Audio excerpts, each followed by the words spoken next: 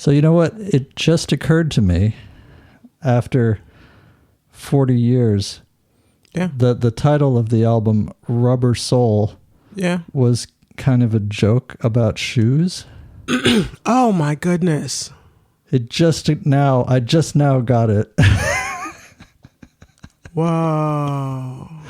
Because, like fancy shoes had leather soles. Right. But like gym shoes or informal shoes or walking boots or whatnot had rubber soles. And that was like an innovation at the time. Right. Was rubber soles. Right. Rubber soles. But it's spelled S-O-U-L. S. Just got it. Just got it. That was a joke that was set up decades ago. 1968? What? I don't know. Yes. 50-year-old joke. Anyway, thanks, guys. Are we recording? Of course. Oh, okay. This is our cold open. Right on. Inside you, the time moves, she don't fade.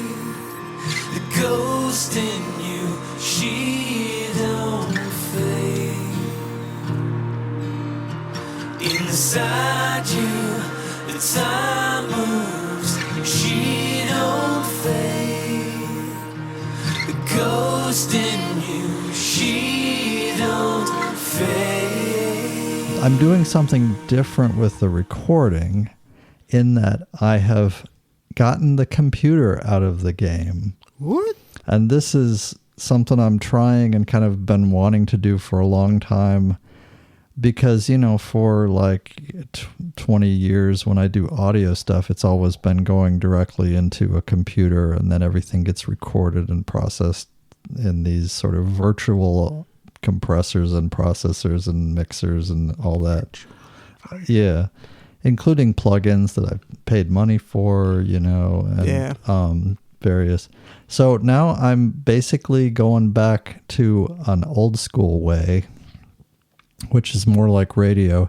I have an SSL6 mixer that has channel compressors and a bus compressor, and I like the sound of it. And this is the first desktop mixer I've ever tried where I really thought the sound was good.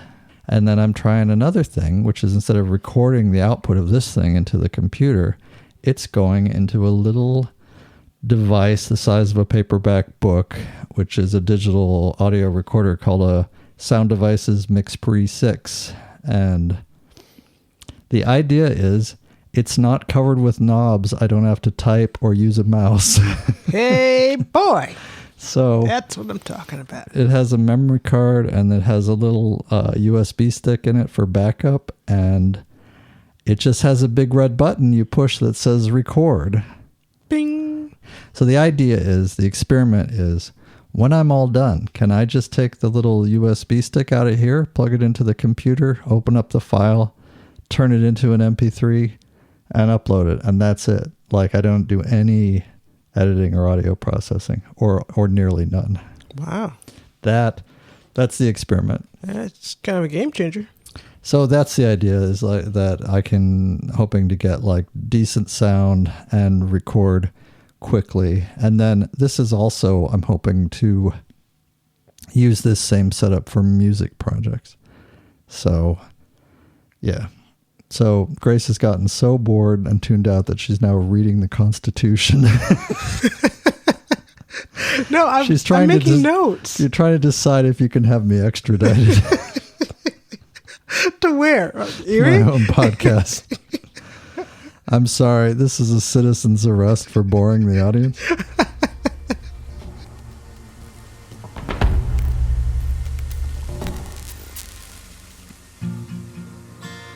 Oh, a new dishwasher. A dishwasher. Yeah. We've been talking about a dishwasher for a long time, and we tried to teach the kids how to wash dishes by hand. And well, they can. They have learned how. They just won't. They just won't. When they actually are, if they think the rewards are high enough, and the rewards are either high enough or the threat level of not doing it is high enough. They're like, okay, let's do this. They will. Okay, let's do it, and they will do. And just bang it out. They'll and get them do washed. a good job hand washing. Yeah. But we now have a dishwasher, which means I've taken like half the actual time burden of cleanup away. Well, half of like a typical third of it. meal cleanup. Or Yeah, something. so like a sixth of the work is taken over by a machine now. Yeah, well, and me. Well, yes.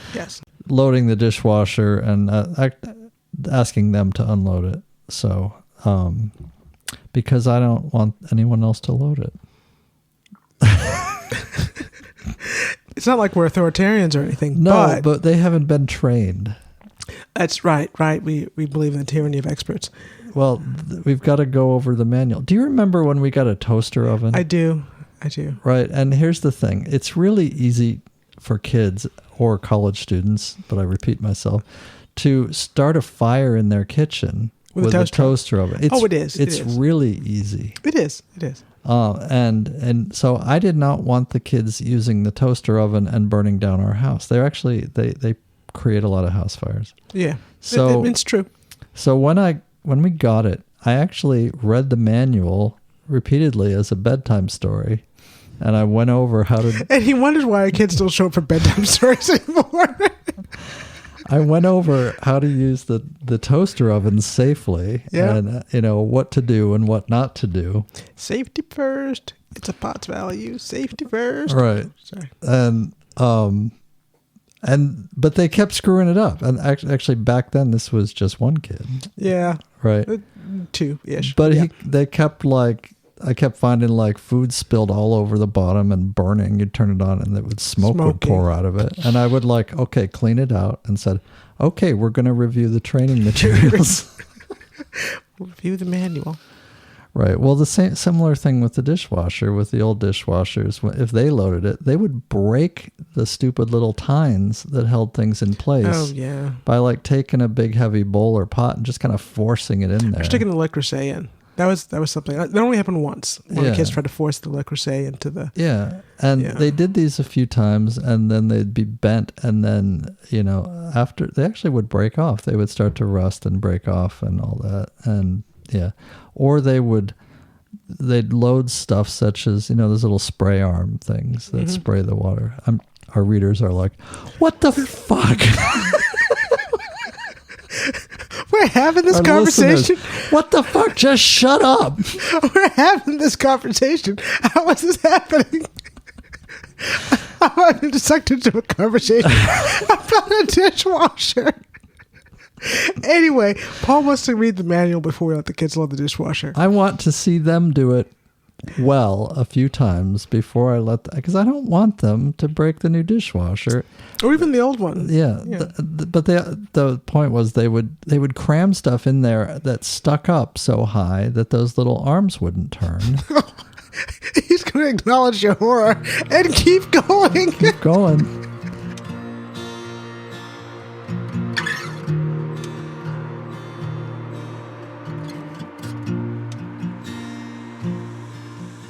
And so, we'd check out the dishes afterwards and one whole side of it would be dirty because the little thing didn't even turn to spray water on that half of it was so stupid. Anyway, here we are. Okay. New dishwasher. Why don't you run the podcast if you have more interesting things to talk about?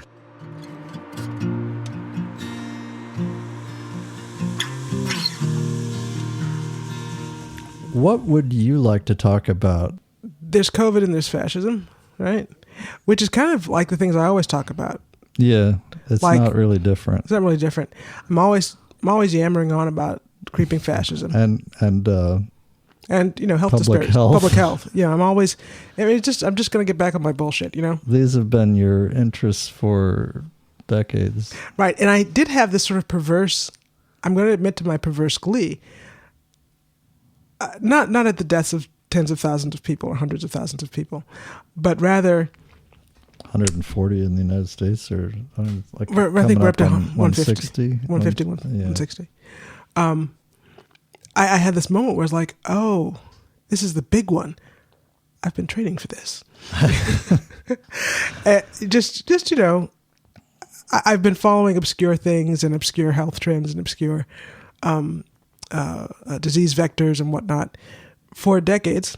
as a personal hobby. Yeah. And just kind of, how shall I say, out of my personal interest. And all of them have been interesting to me and really no one else. And occasionally, like there'll be an overlap, like I have a personal, like my own personal health is caught up in it, and I kind of pursue an interest there that way. And then again, still, it's interesting to me and not to anyone else. Right. Well, suddenly it's of interest to everybody, right? That suddenly my pet project is now interesting to everybody, where I'll read vociferously. Is that? That's not reading, is it? I'm using the wrong. Vociferous is like loudly. What's the word I'm looking for there? I've also been experiencing this mild cognitive decline. Well, so bear with me. We actually both had a negative nasal swab test and an antibody test. So we cannot actually blame the COVID for our mental decline. That's just baked in. It's just how it is for us. Except indirectly, in the sense that having been basically locked down with our kids for now 4 months, that's going to be some cognitive.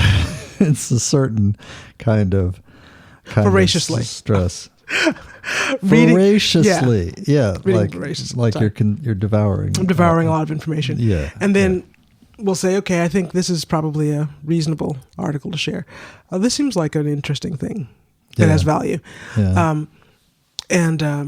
I think the one thing I would like to talk about is this business with hydroxychloroquine and straight up fascism. I mean, I talk a lot about crypto-fascism and how to recognize it and that it's a thing and that it's real.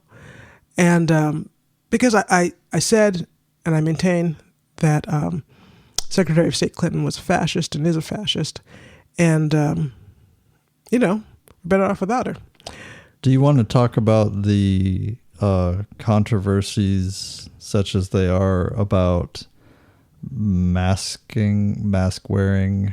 Not really. But I mean, we could talk some, but I don't really want to get into like shaming individuals. I'd like to talk much more about like the okay.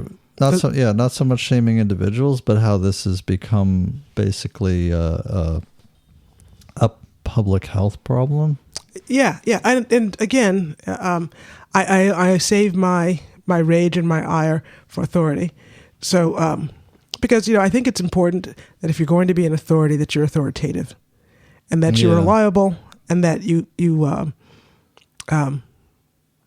authority is legitimate. Yeah.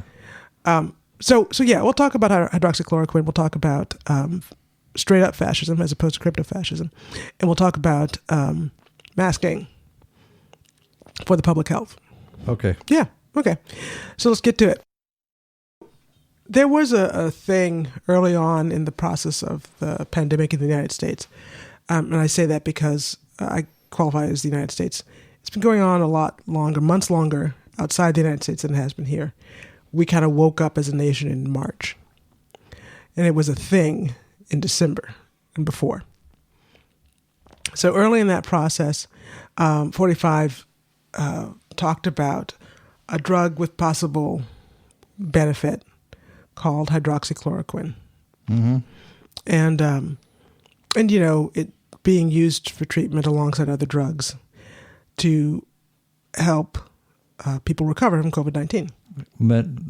So the classic combination that people spoke about as if they were like one really well-defined treatment regimen was hydroxy and Z-Pak. Azithromycin. It's an antibiotic.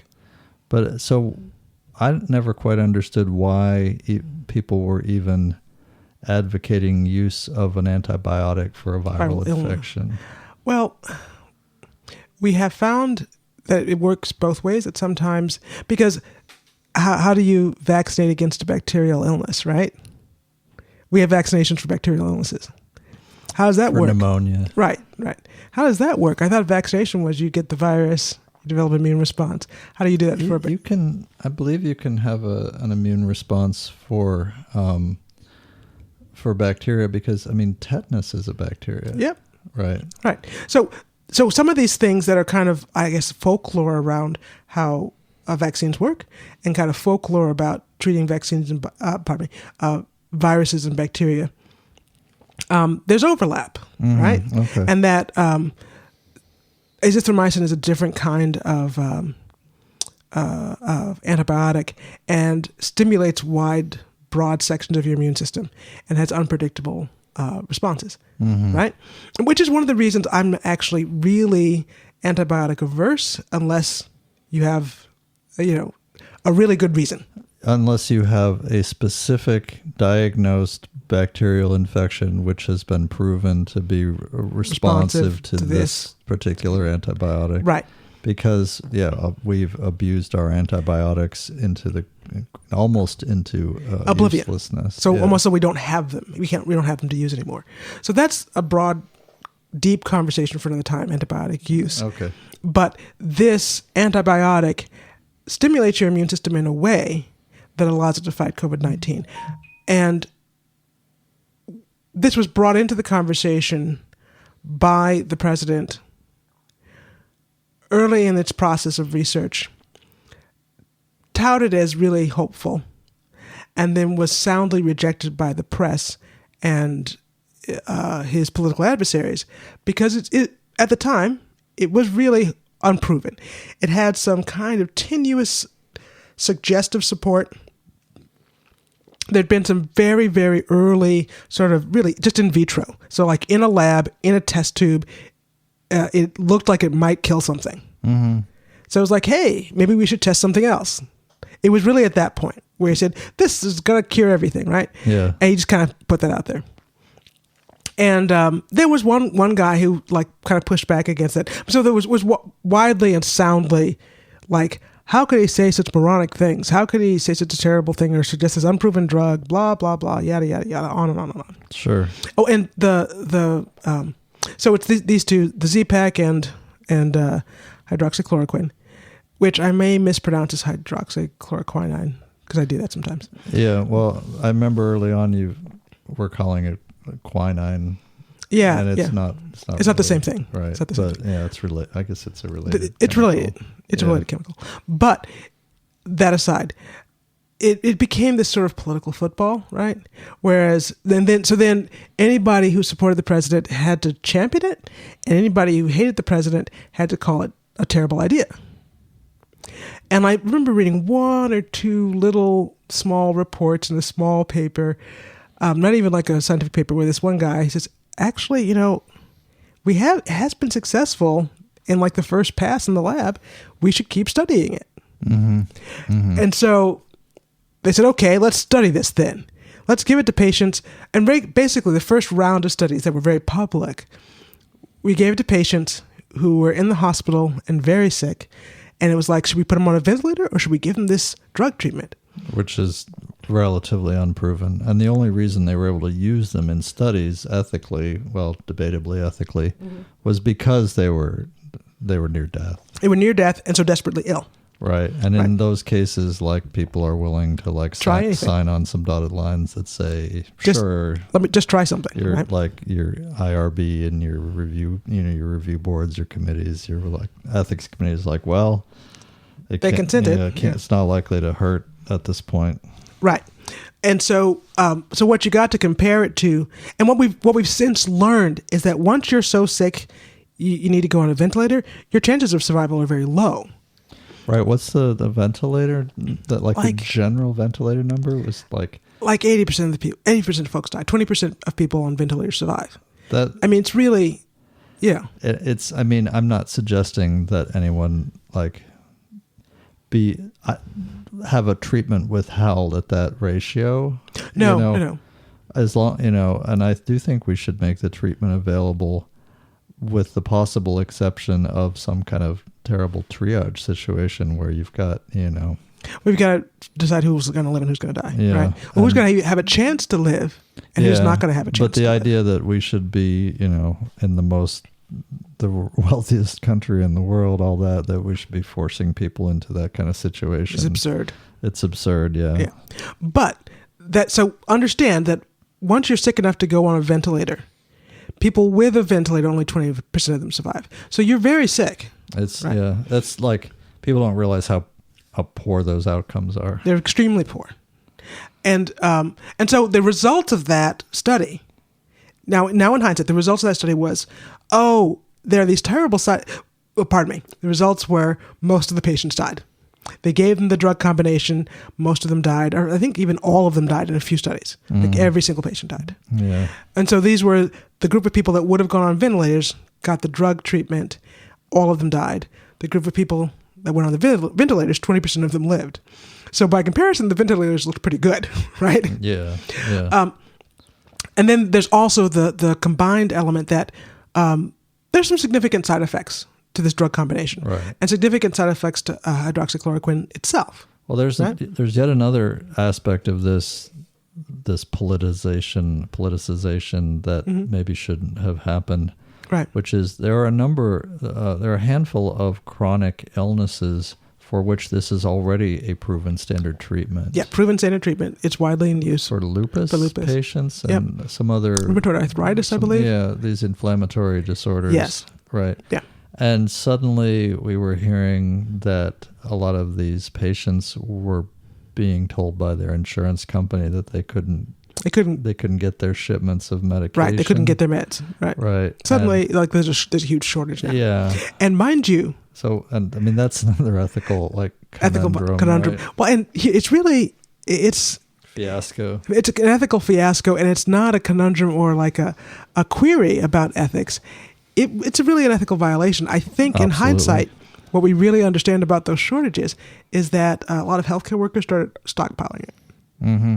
Like they had the ability to get their hands on it, and they started stockpiling it for themselves. Yeah, yeah.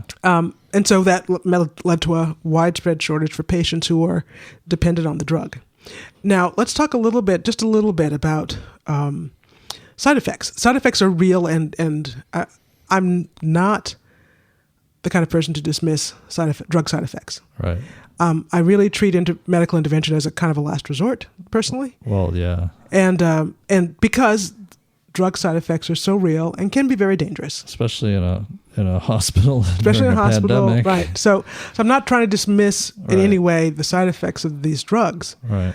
But I do want to put them in context. One of the reasons the side effects are so well understood is because the people who take it for their chronic conditions tend to exhibit them, and they get managed and taken into account. Right.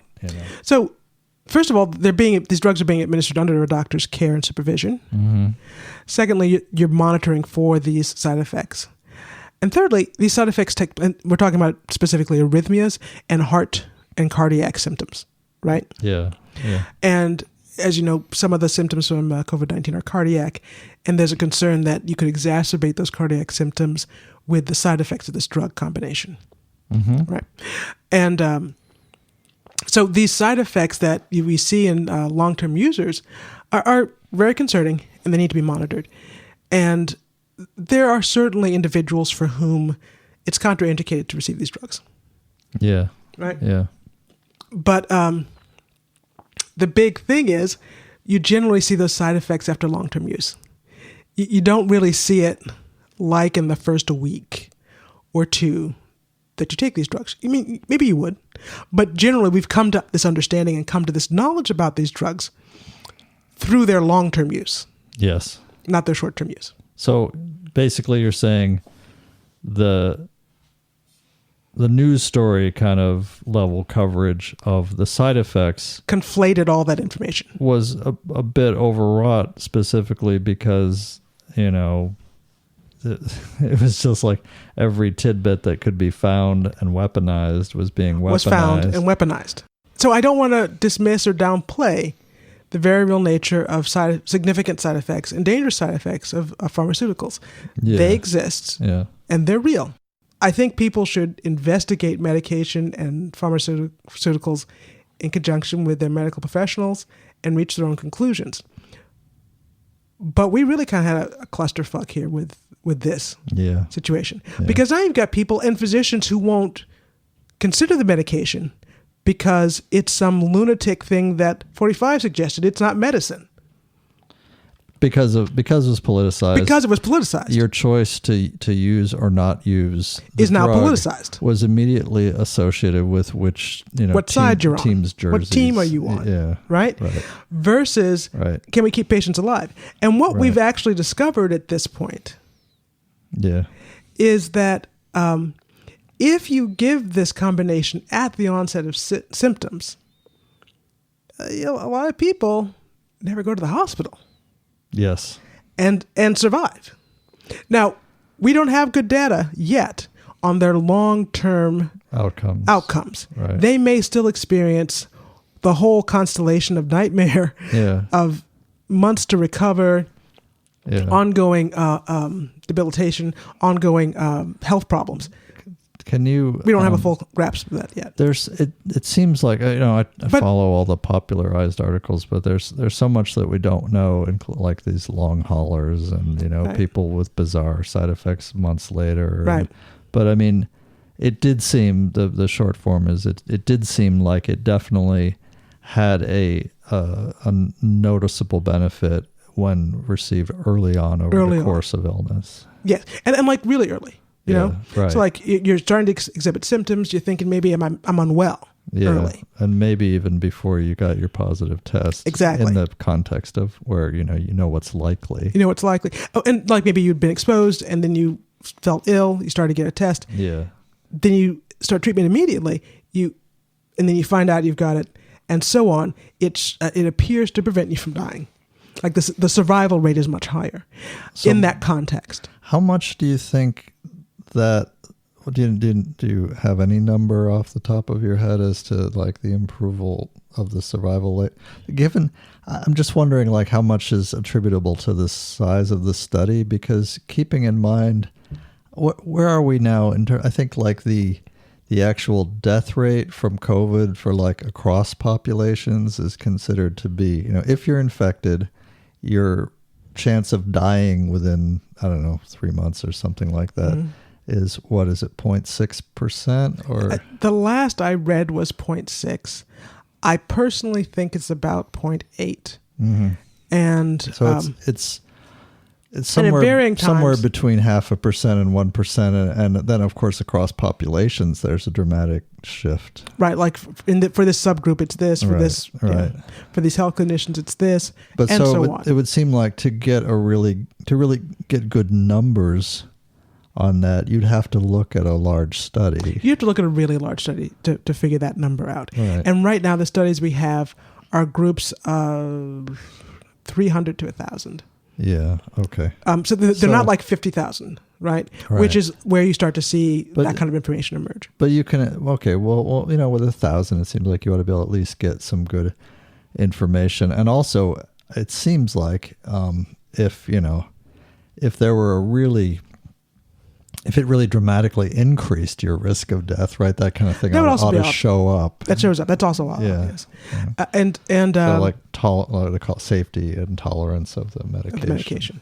So, and it is hard to know if the arrhythmia you might be experiencing is COVID or the medication in this context. Yeah. Maybe it's both. We don't know. I follow the popular press accounts. I don't read The Lancet or whatnot, or even Nature at the moment, you know.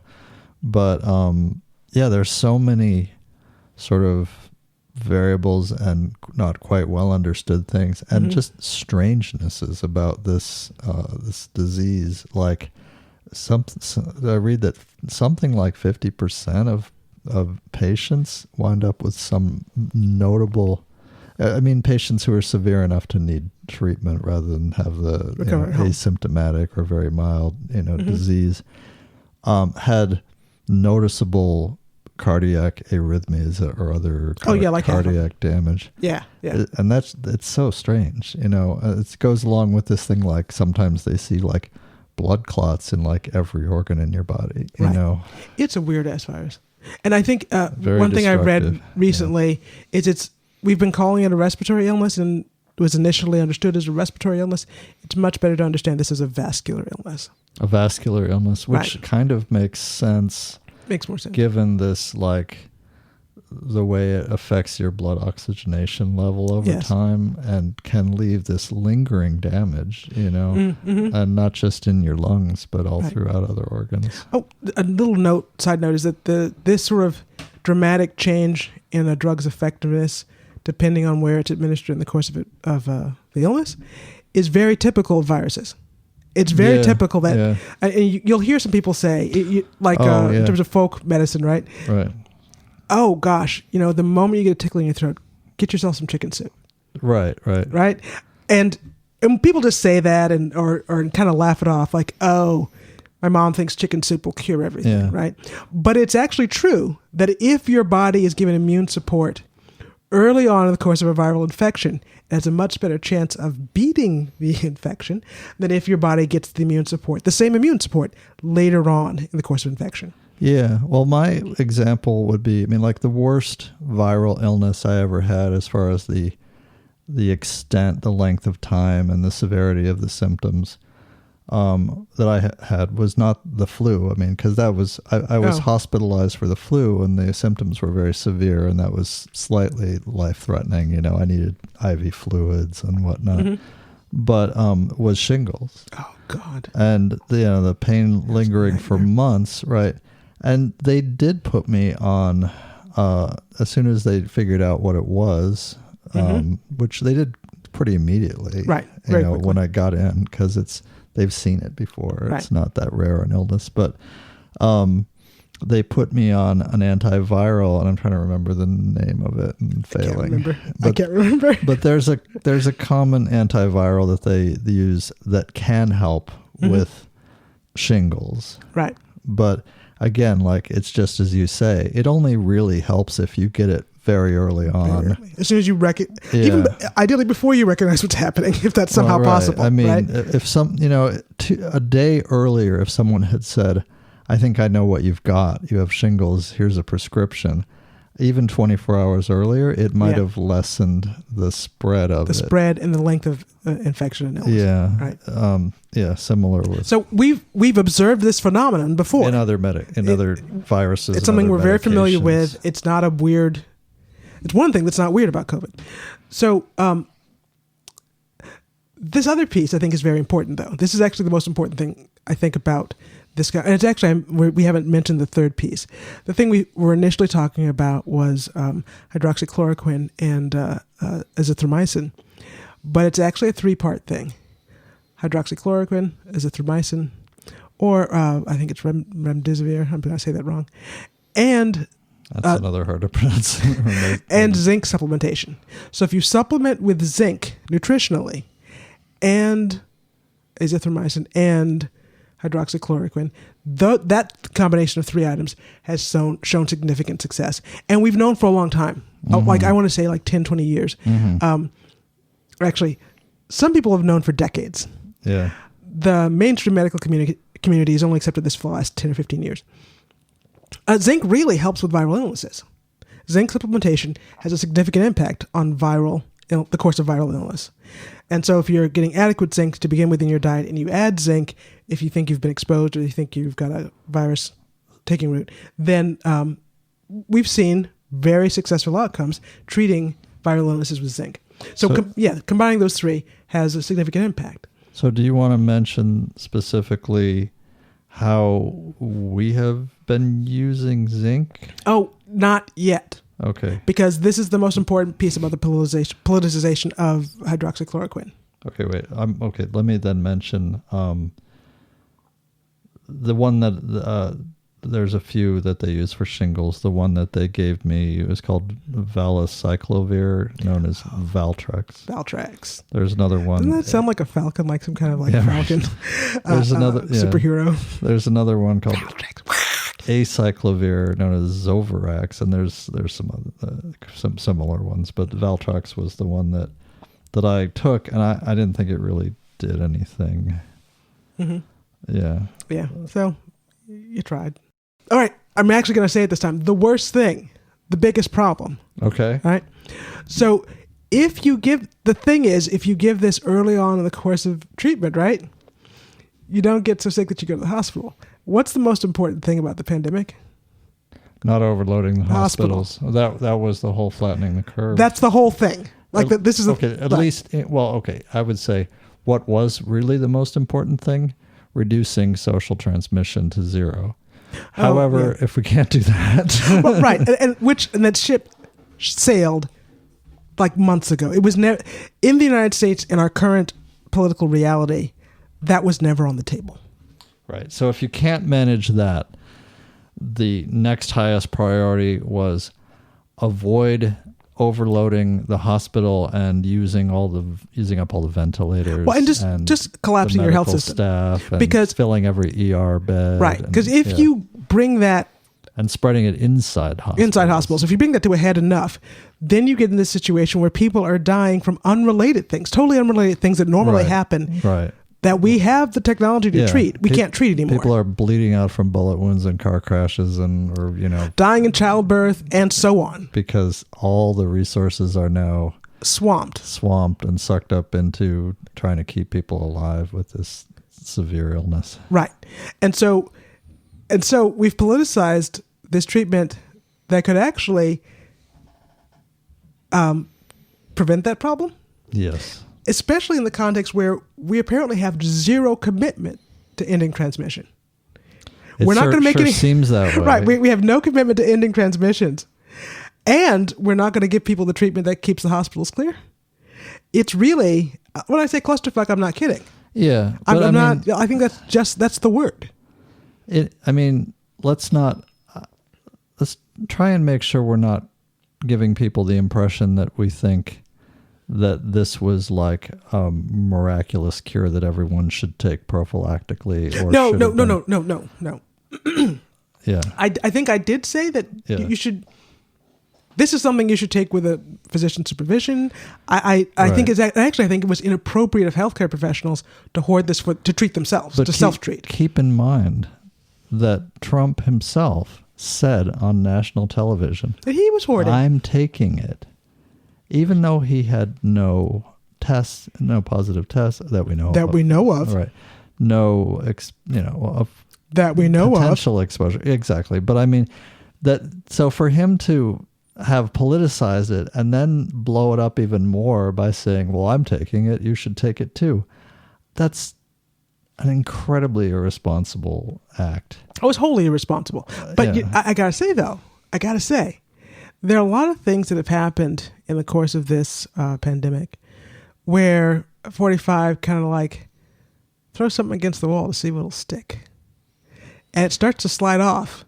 Right. And then the media and the grown-ups, right, smart people in the room rush to stick it to the goddamn wall. They make it like, let's make this go viral. Let's nail this to the wall. You know? Right. It's really kind of this absurdity where I'm like, guys, just no. You don't need to play. You don't need to play this game. You don't need, if he throws a volley, you don't need to hit it back, right? Yeah. So it's in many, many cases it literally is this, but the news coverage, being so negative, the wall-to-wall negative news coverage and wall-to-wall pundits arguing against whatever he said. Yeah. As you've pointed out many, many times, it just keeps him in the news cycle. That's all it does. Yeah. It is literally his campaign strategy. And it is also driving the further politicization. Right. Because people start to feel like when things are in the news cycle constantly like this and everyone's getting exercised about them, rather than just being some kind of small sideshow or small... Right. Suddenly... it's important that you have an opinion on this. What do you think? And your opinion on it is, I think, more likely to be influenced by your tribal affiliation. Oh, yeah. Than by the facts that you actually have learned about it. Because, with so few studies and so few whatever, because, not a lot of facts available yet and convincing facts, but yeah. We also did, because we also didn't know. We couldn't say for months. We could early on. You don't know. We should look. That's all I could say. That's all many people could say is, well, we should look at it. It's had some promising early tests. That's all that could ever be said months ago. And of course, after we did this first round of very publicized experiments on people that were very close to death, it was roundly rejected publicly as quack science and just foolishness. And something that, it's best left unpursued. And that poor child that died in Texas after a party. Again, people had to bring this out and say her idiot mother, did this, that, or the other. These awful things that people had to say about her family and her parents, and their foolishness in providing her this kind of treatment, this absurdity. She died of this treatment, or despite receiving this treatment? She died despite getting this treatment, but right. She'd gone to a COVID party, right? And an explicit COVID party. I mean, some things are COVID parties and they're not intended as them. But this was an explicit COVID party. Like spring break. I think the understanding was to encourage herd immunity and to encourage people to get it, and like a chickenpox party or a measles party, right? I'm sorry.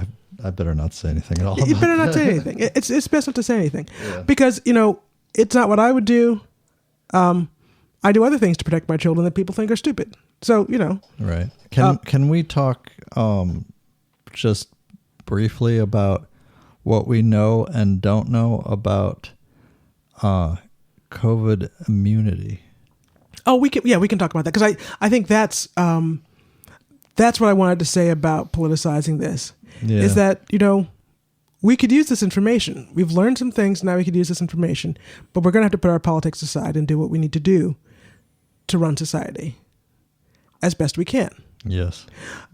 But we've learned a few things about immunity, and then we could talk about some of the things that we're doing. And just again, please talk to your own healthcare professionals. I'm not a physician. I'm actually not an epidemiologist either. Yeah. But it actually was something you were studying and something you continue to study. And so, yes. So, I think you're better qualified to talk about this than, your average person on the street. But this is not medical advice. This is what I'm doing and what works for me. I'm not trying to encourage you to do it. In a very real and legally binding sense, we are not offering medical advice of any kind. To just keep that in mind.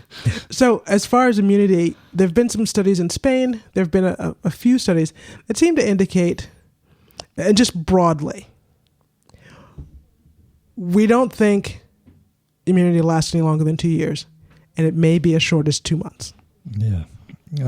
It seems... I was reading up on this. Again, I don't read the journals as much as I do like the dumbed down version of the journals and the jump down that other people do the article, the reporting and then summarize. And what I've been hearing is that one study says yes, you can have a pretty good, reasonably long lasting immune response. Long lasting, of course, we don't really know. We don't really know.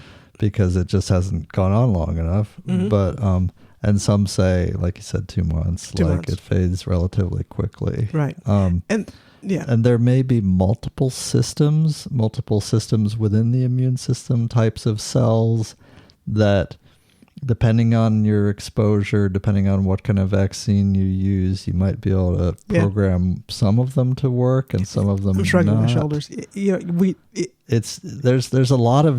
There's a lot of very suggestive data and studies, but none of it is conclusive. Is really conclusive yet. None of it's really conclusive.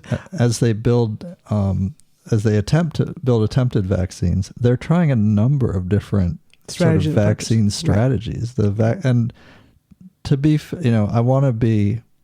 think we need to be blunt about the chances of success, but we also should take into account the sort of vaccine technology has changed a lot. Oh, it has. Since some of these classic public health, crises of the past. Right. So like we're dealing with a different technological environment than say Salk was. absolutely, yeah, right? yeah. And so there are some techniques they have now at their disposal for building vaccines and stimulating immune response that didn't exist. Didn't even exist as much as 10 years ago. Yeah, as recently as 10 years ago. That said, I don't want to be a techno-utopiast or Nope. a utopian. Because I think we also have to be very blunt and accept some of the fundamental reality about developing a vaccine. We've been trying to develop a vaccine against AIDS for 40 years. Yeah. Well, you say trying, but it hasn't been a really well-funded national moonshot kind of mandate. Right. Apollo and we're putting a lot more energy behind this. That's Manhattan true. Project kind of thing. We actually have a vaccine to a relative of COVID-19. Mm-hmm. It's not very effective. Which one? The SARS itself. Yeah. We have a vaccination against SARS.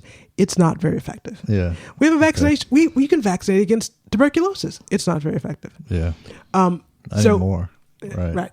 So that's bacteria. Yes. And it's now become multi-drug resistant, and Yep.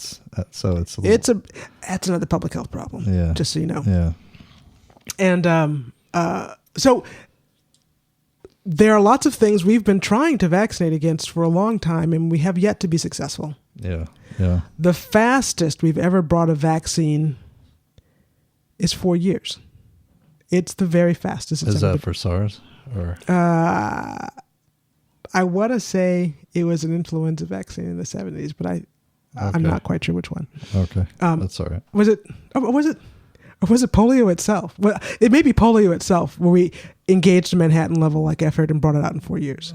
Yeah. I may be conflating my scientific history. I don't know, but it seems to me like if people really want to study, they really want like a sort of a model for thing. And nothing's exactly like this. This pandemic, but really, if they want a model for thinking about how this might play out over the next few years. Mm-hmm. Go back and study what actually happened with polio. It's horrifying and fascinating at the same time. Yeah.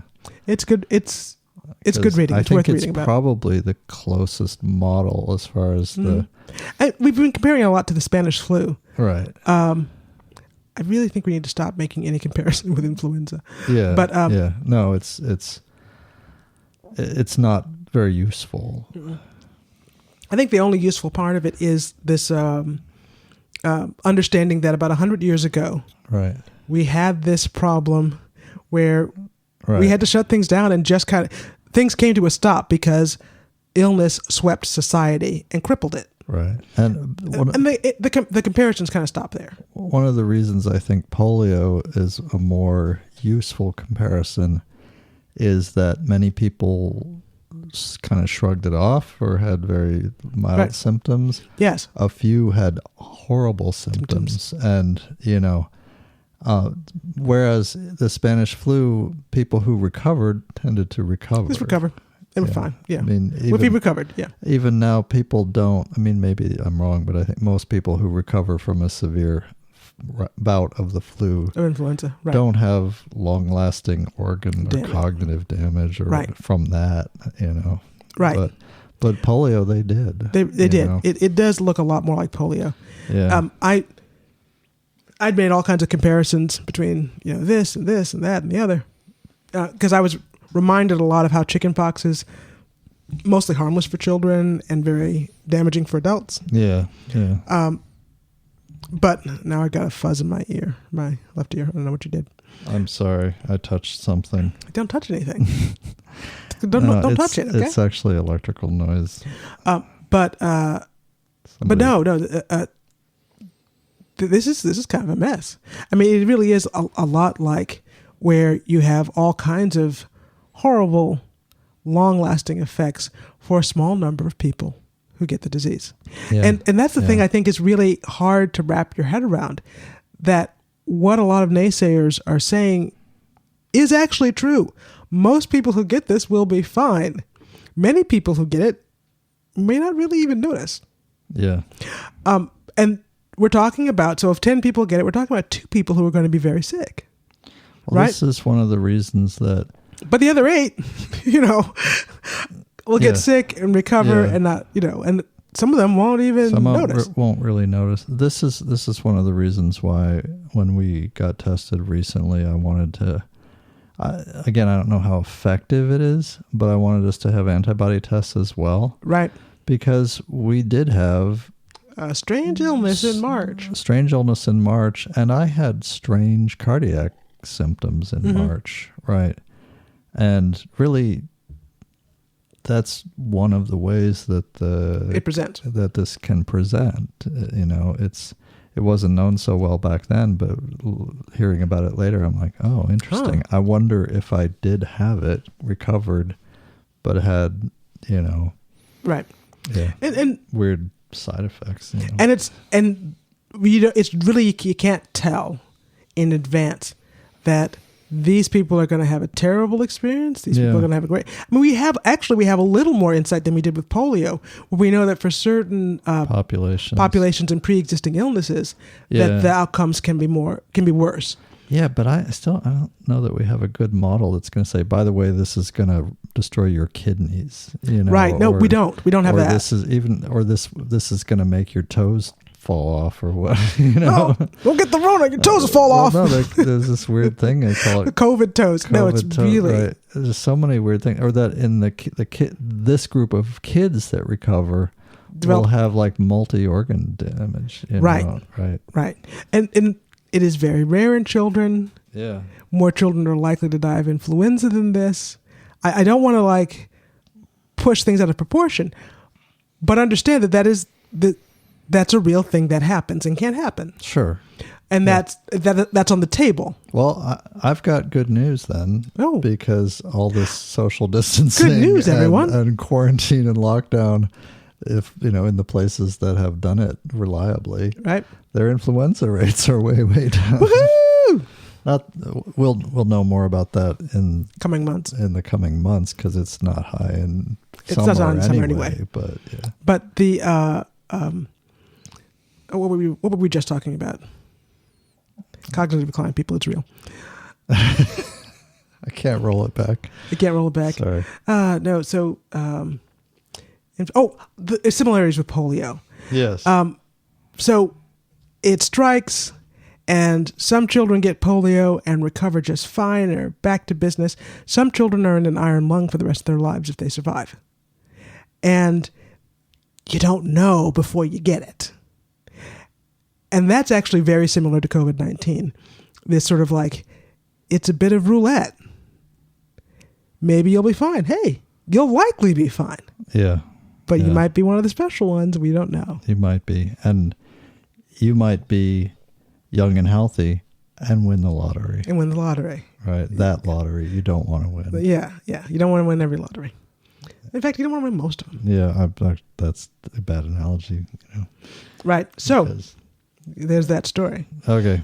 So that's what I think about immunity, that we don't know. Oh, one last thing about immunity. I think the big implication that people don't really get, and I haven't really connected these about vaccination, is that if we develop a vaccine, if it is safe and if it is effective, those are 3 significant ifs.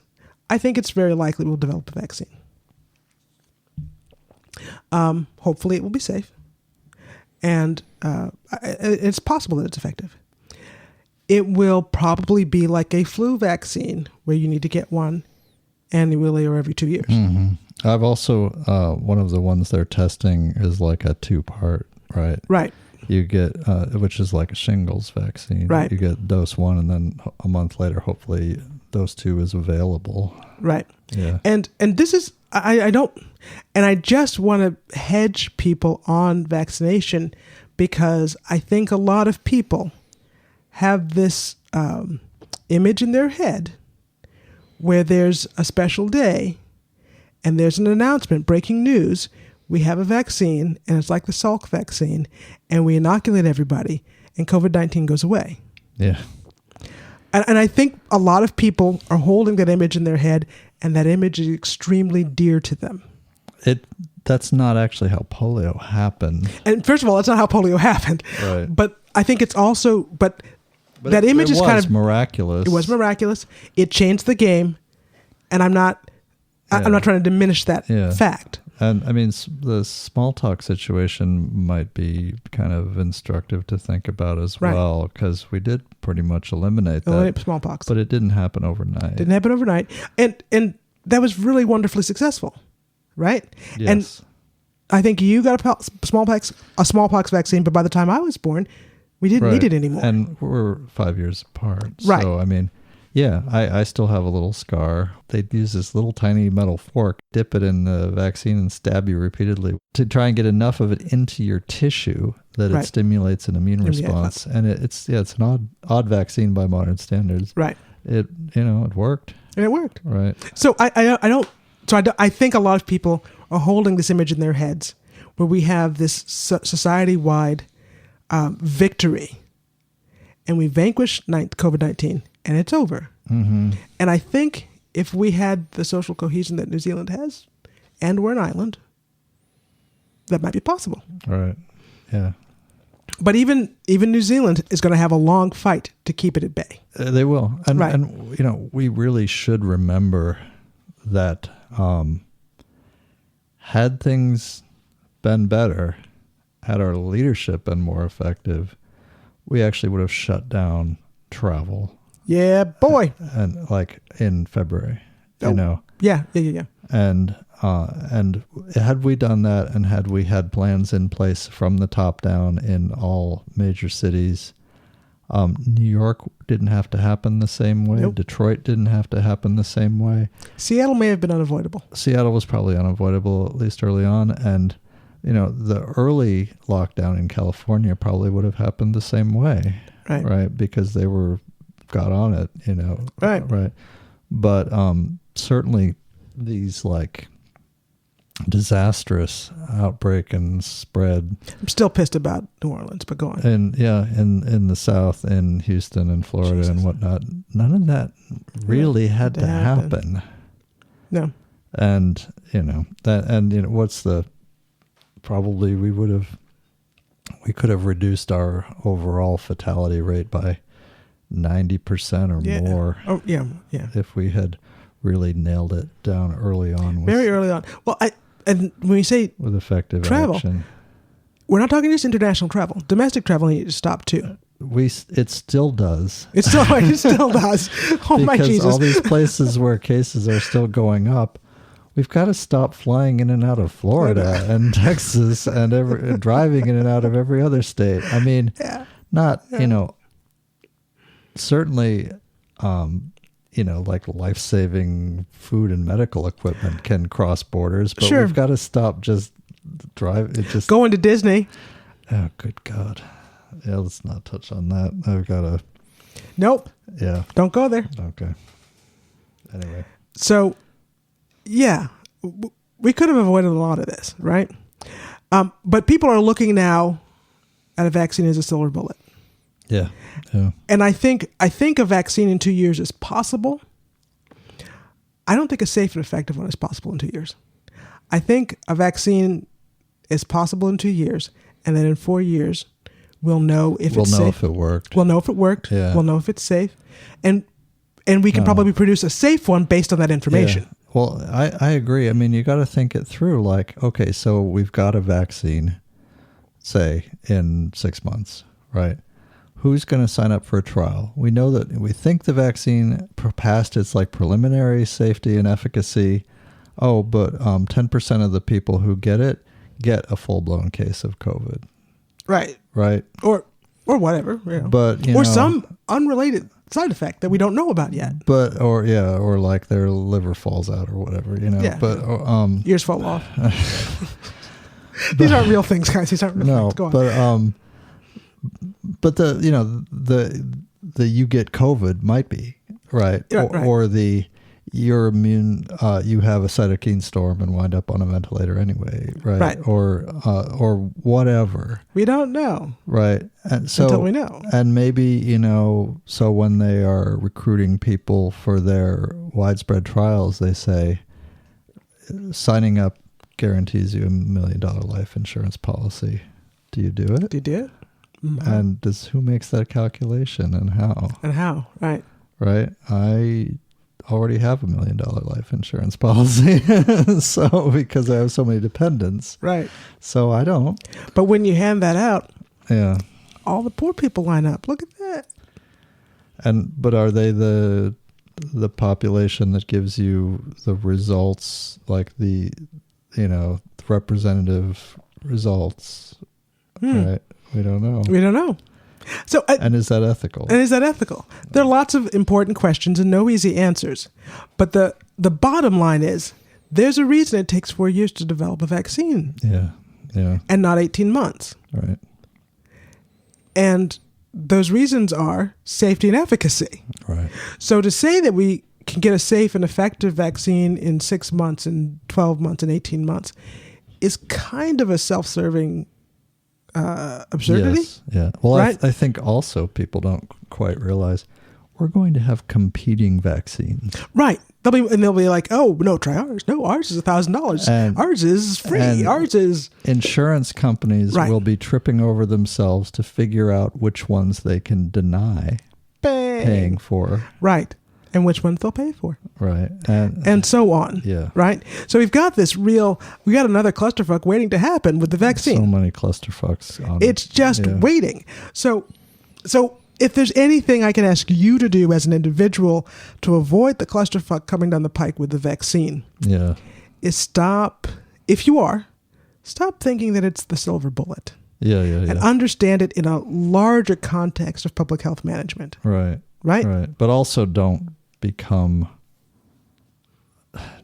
full pro-vaxxer on it. Don't go full anti-vaxxer. Yeah. And that, you're just going to go with QAnon or whatever the hell. Oh, sure. I mean, I think that's a smaller problem. I mean, I think it's a problem. Don't get me wrong. Yeah. But I think it's a smaller problem than people who are like, well, the scientists made it, so it's safe and effective because the scientists made it. Right. And you say, but listen, we haven't done any of the... The companies made it. The companies made it. So, it came from a factory. It's got to be safe. If it says Orida, it's all Orida. So you can't get into that space because now we can't have a conversation that allows us to make it safe and effective. Right? We've got to avoid the same kind of politicization. I can't listen to a word I can never say. Politicization that we did with the hydroxy or the chloroquine situation. Yeah. So we just avoid that if you can. And if you see people getting worked up into that lather, just remind them, we don't have a vaccine yet. We don't know how well it's going to work yet. Yeah. We don't know. And it's going to take time. So let's do what we can now and wait for the vaccine science to work. Let's wait. Just suspend your Facebook account until... Well, I don't know how valuable that... you do what you think is right with your social media. Right. Like maybe that's where you talk to people. Maybe that's where you have these conversations. Yeah. And you say, listen, just let's reserve judgment on the vaccine until we see it. Yeah. And we see how effective it is and understand that that's going to take time and that it has to take time for it to be safe and effective. Yeah. Because really, and I don't want to overstate this, but if we fuck this up, we're talking about undermining the vaccine program itself. Absolutely. And I want a rabies shot if I need one. And all of them. Right, all of them. Right. And that's like if we politicize it enough, then you won't be able to get your rabies shot when you need it. Right. So there's a lot hanging on this in terms of having access to the vaccines we need. Right. I mean, there's a lot hanging on this. Do we want to see a nationwide measles epidemic on top of this? On top of this. You want to talk about closing schools. Simultaneously, right? Do we want to see that? Do we want to see, and it's not very long before the next generation, needs to have some vaccines in order to prevent everyone having whooping cough or measles or, or for God's sake, diphtheria. Yeah. Right. And we're all glad that no one gets diphtheria anymore. We're really glad about that. Yeah, you may not know you're glad. We're all glad no one gets diphtheria anymore. I'm glad that none of our kids were hospitalized for measles. Me too. But this is what we're talking about. That's what hangs in the balance. And that's why we can't lose our minds about this and talk about how this vaccine is safe and effective when it's not yet. Doesn't exist yet. Right. Because, we have had vaccines that had problems and we had to fix them. Yeah.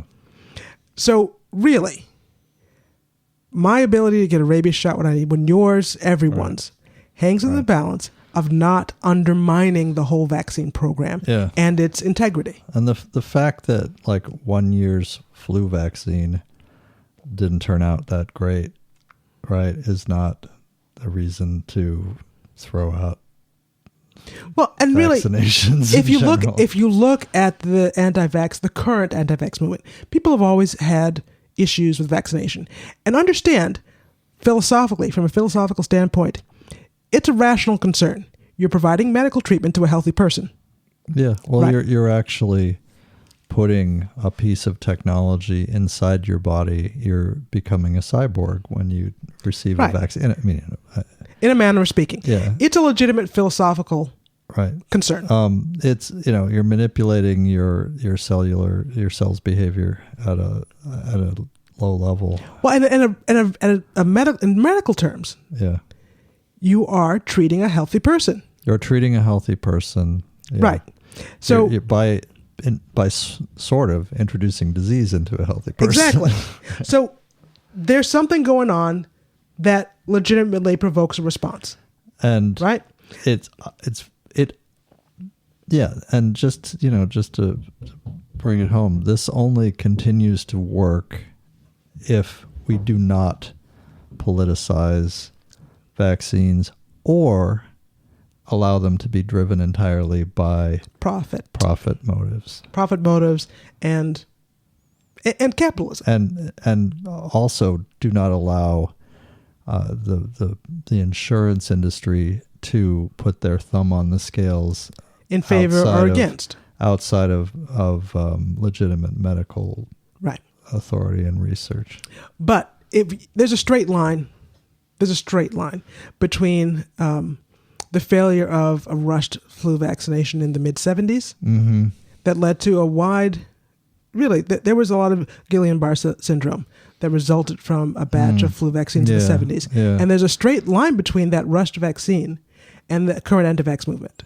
I was thinking more in terms of, this year's vaccine, the strains that they included weren't the right code strains. For weren't quite what turned out to become widespread that prevalent. Year. And so a lot of people got the flu who got the vaccine. But, but still, that's just a matter of, I still get an annual flu vaccine. Well, now, that's another conversation for another time.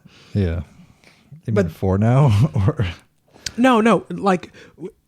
I didn't. Well, you didn't for a long time. Also, when I was younger, I didn't consider it to be that high a priority. And when my kids, none of them seemed to have any significant health risks. Vulnerabilities. I didn't. Except for asthma, but yeah. Okay. So, yeah. Well, anyway. That's what I mean, a conversation for another time. Because, like most people, I and you have competing interest, and self-interest is a big one. But yeah, we make what we think are rational judgments, which may not be all in hindsight rational. May not be all that rational in hindsight. Yeah. But this mismanagement of that vaccine and rushing it to market brought us the current iteration of the anti-vaccine movement. Because we actually rushed a vaccine and made people sick. Yeah. Who would not have been sick had they not received the vaccine. And there's lots of other things. Any other kind of adverse reaction after that has become this hush-hush, we can't talk about or acknowledge it situation in the medical community until like 20 years later.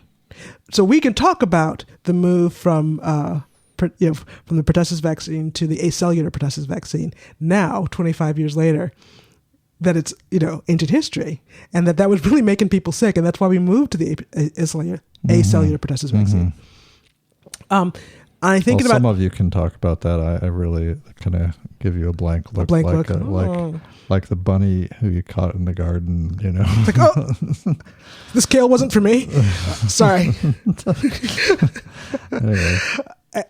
And so on. And I believe we'll have conversations in about 20 years about Gardasil. Oh yeah. Right. Okay. So, but conversations that we can't have now, that are outside the Overton window, outside the building, outside the realm of a rational conversation. Yeah. Right. Okay. And so, all those things are part of the political climate that vaccines are in. Yeah. Or the chickenpox vaccine. Or the chickenpox vaccine. Right. You still, which seems like it should be innocuous, but we can't have that conversation yet. Right. Because it's only like 26 years old, the vaccine itself. Mm-hmm. We need to wait it has to be 50 years old before we can talk about this. Right. So this is actually a really tender moment here with this vaccine that we're trying to bring forth. Absolutely. And it can make a significant contribution to public health. Save lives. But we can't, guys, we can't fuck this up. A lot riding on it, okay? Like, there's just a lot riding on this. Yeah. And so we can't run into this imagining it's one thing, and then when we get another thing, keep saying it's the one thing. Right? Mm-hmm. And so that's a lot more about the pro-vaxxers than it is the anti-vaxxers. Because the anti-vaxxers are going to say what they're saying and what they've always been saying. Yeah, and it's like maybe a kernel of a point buried in rivers of bullshit. Right. And it's the pro-vaxxers who keep saying things even though it contradicts the current reality. Right. Who are they're setting things up for these things to become huge political fiascos. Exactly. Yeah. They're setting the stage for it. And I'm just saying, let's take some of the chairs off the stage. Yep. And let's just leave the stage bare and let's see what comes out. This, it probably doesn't come as a shock to you, but Americans have come up to be really, really bad at handling things that are slow and uncertain and complex. Yeah. yeah, I've noticed that. Yeah, and people growing up in other cultures and other countries and whatnot maybe are more clear and, on the fact that there are often no certainties and no hard and fast, rules, and things hang in the balance and things need to work themselves out over time. Yeah. And now I'm going to brilliantly segue. Oh, that was smooth. That was slick.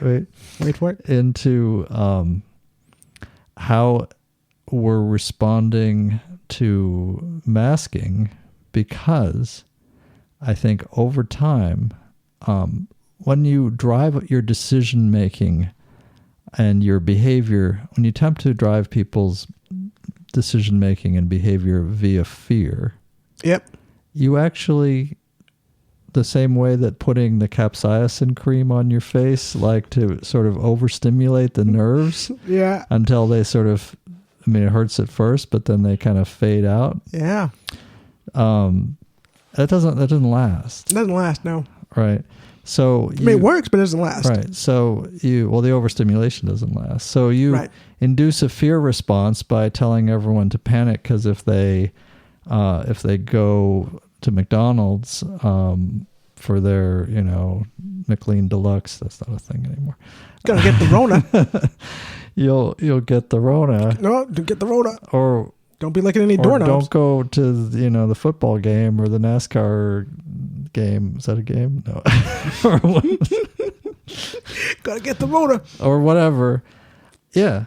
So you all have to stay home and be very careful when you get your groceries because fear. Because fear. Right. Well, that in our limbic systems and whatnot, I believe we're kind of hardwired to respond to threats in our natural environment. Mm-hmm. And, when you hear the leopard outside your cave, you're like, you stay in the damn cave because that leopard's going to eat your face off.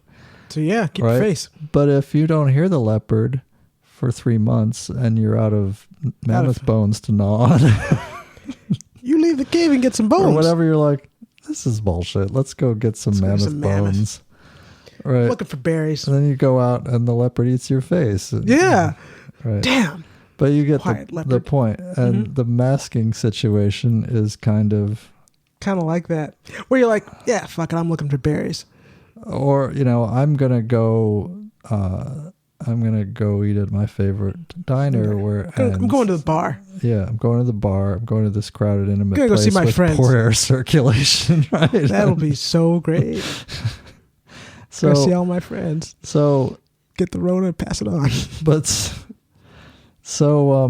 but I do think that's a factor, is that people, if you're operating out of this fear rather than like a very carefully reasoned, pros and cons and Right. risk factors, Right. Operating out of fear only goes so far before you basically burn out on it. Oh, and it's extremely limited. yeah, Right. yeah, and so And it kind of miswires you. it miswires you, and we're not really suited temperamentally, I mean biologically, in Right. terms of an evolutionary biology standpoint, to understand and respond to threats that are slow and subtle, that especially when we can't even see them. Yeah. It's not even visible. Right. So, that like if you're out, foraging with your buddies and your buddy Tony eats that orange mushroom, Yeah. It's keels gonna over dead, you're like, oh, maybe we shouldn't eat eat the orange mushroom. Yeah. But if you go out with your buddies every day and eat orange mushrooms all the damn time. and nobody dies, you're like, oh, I'm going to eat the orange mushroom. Yeah. Orange mushroom is fine. Eat it every day. So Yeah. how do we... Well, again, the masking thing is an authority problem. and a politicization problem. Yeah. Yeah. Yeah. At this point, it's turned into this shibboleth, Yeah. right? Where like you mask because you're a Democrat. You may need to explain what that word means, or I will. I think we may want to, because Go ahead. it's not. So a shibboleth is like some word or phrase or whatnot that you use that gives away your identity. Yes. It gives away your affiliation, your in group, or it tells people what Right. group you're a member tell. of. It's like when, Republicans wear red ties, right? Something like that. Something like that, right? But the word itself came about because people had like a problem pronouncing they would pronounce a word a certain way, and Right. it revealed that they were actually Jews or Right. Gentiles or something. Something, Yeah. right? It reveals your group status. Right. So shibboleth is it's some minor thing that is by itself relatively meaningless, but Innocuous. it reveals your affiliation. Reveals who you are. And so it's become this thing that, I don't mask because, Right. I'm on the non-masking team. And somehow this became not wearing a mask or wearing a mask became a shibboleth describing which tribe you're in. Right. It's tribal political thing. And it then also became asking people to put on a mask or requiring people to put on a mask is tyranny, Tyranny. is tyrannical. Right. And it's absurd because we're talking about a mask. Right. Yeah, And I mean, it's you can take it off. yeah. It doesn't alter your body permanently. Right. It's a mask. Yeah, and you get all these people ranting about how it impairs their breathing and this and that and the other thing, or they have a medical reason. I have a medical condition. Yeah, and Well, sorry. I just want to I say do, but there are a few people who have like an extreme chemical sensitivity or an extreme breathing difficulty or whatnot, for which a mask may be actually seriously contraindicated. yes, But that those- exists and that's real. But that's actually very few and far between. It's not a lot of folks. And I will say that the first time I wore this black fabric mask at Costco, it was for like an hour and a half of shopping and then unloading and everything. Right. It was... it was unpleasant. It was deeply unpleasant. My glasses kept fogging up. I Right. was like I was out of breath, Right. but Right. first of all, that's not like the medical kind of mask. It's not. It wasn't a good mask. Right. It was just some fabric. Yeah. And second, if a brain surgeon can stand there for 12 hours wearing a surgical mask, while performing surgery. Yeah. I can probably pick up groceries. Right. And there's technology that will fix this. Like a good mask will not really impede your breathing that much. Right. You'll still be so that was the problem with like this black thick fabric mask. Yeah, it was like sweatshirt material. Yeah, it's this polyester fleece. Yeah. Those don't work so well. I mean, in that they do actually sort of impede your breathing a bit. Right. But you can find masks that do the job. You can don't change it do up. That. Find a mask that works. Yeah, and then my glasses fog up and all that, but I can fix that. Right. I can work around that, and they also tend to slide off, and I can work around that too. I actually bought a croaky thing to wrap around the back of my head to hold my glasses on. Now you just have to remember it. It's just another thing to bring with. But it's not. What I'm saying is, it's not actually that inconvenient. It's not the end of the world. I mean, it's not that fun, but it's also not the end of the world. And right? If your health is really so fragile that you can't wear a mask to go into a store, probably shouldn't be out. Get someone to shop for you, or do the curbside pickup, or have them deliver your groceries, or something. Because that's actually what the ADA requires. Just to be clear, that if you are medically unable to wear a mask, they don't have any right to your medical information, but they have to provide you an alternative to this rule. Right.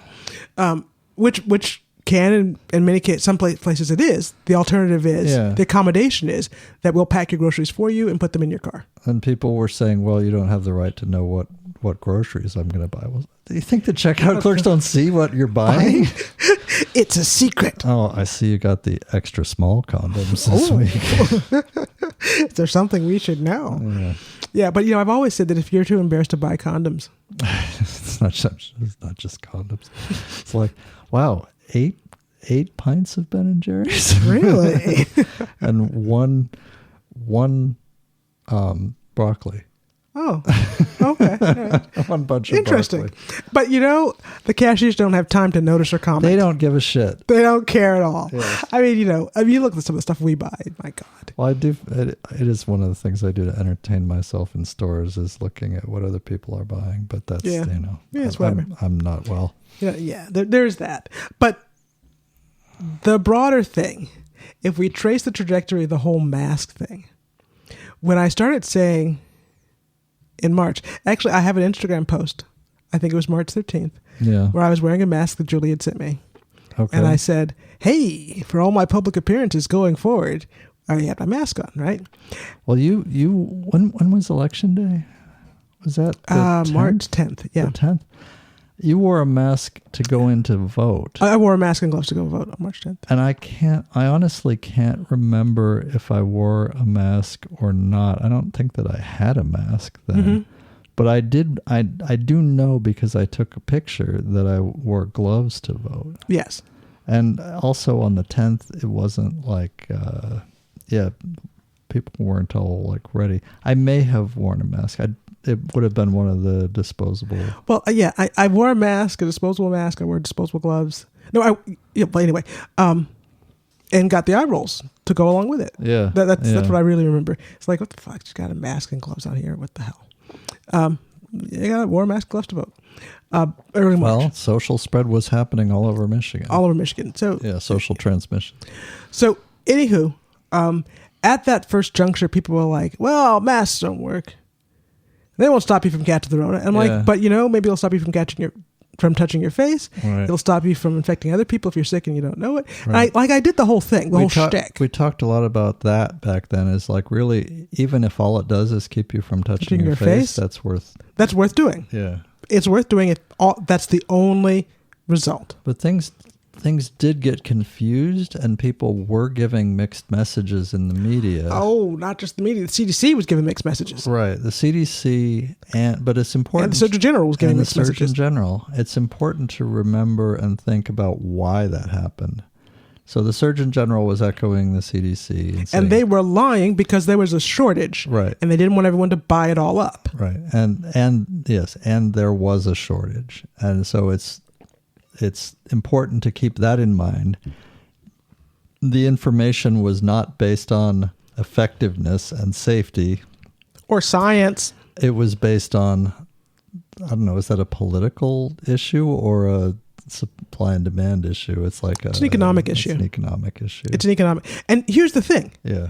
There is no reason on God's green earth they could not have said, there's a national shortage of medical supplies. Of medical masks. Please go home and make your mask. It's your patriotic duty. Make one for yourself and your neighbors. Right. I'm telling you, 40 women in Saginaw have made 60,000 masks. Yeah. The nation's sewers could have done this. They are not N95s. They don't know, and they don't need to be. But that's the thing. They even a relatively simple mask out of relatively widely available fabric, not just relatively widely available, out of used T-shirts or whatever, right, is dramatically dramatically improves your risk of spreading it, and that's the thing. It became a slogan. Let me people rephrase that. Still don't understand it. That the mask protects other people. Well, exactly. That's what I'm trying to say. It reduces the risk of transmission. It reduces your mask protects other people, and other people's masks protect you. Or the slogan was, "My mask protects you. Your mask protects me." Right. And it's pretty dramatic. It's not perfect. No. And again, it's not about.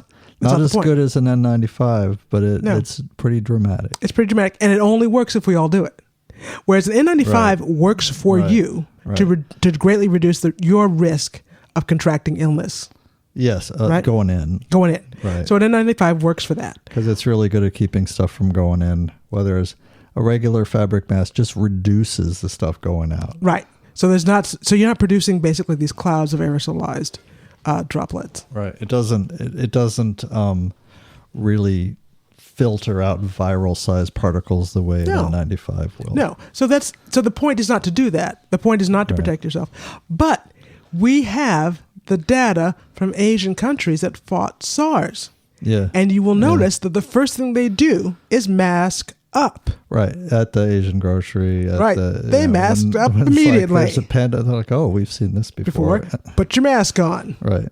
Yeah. Because everyone masking reduces transmission. And that like everyone doing it is the important thing, because one infected unmasked person in a crowd of masked people can make all the masked people sick. Can still be producing the aerosolized droplets in a cloud that are spreading around that your mask can't protect you from, and going through the relatively low level of protection for inhaling the virus particles. Precisely. Yeah.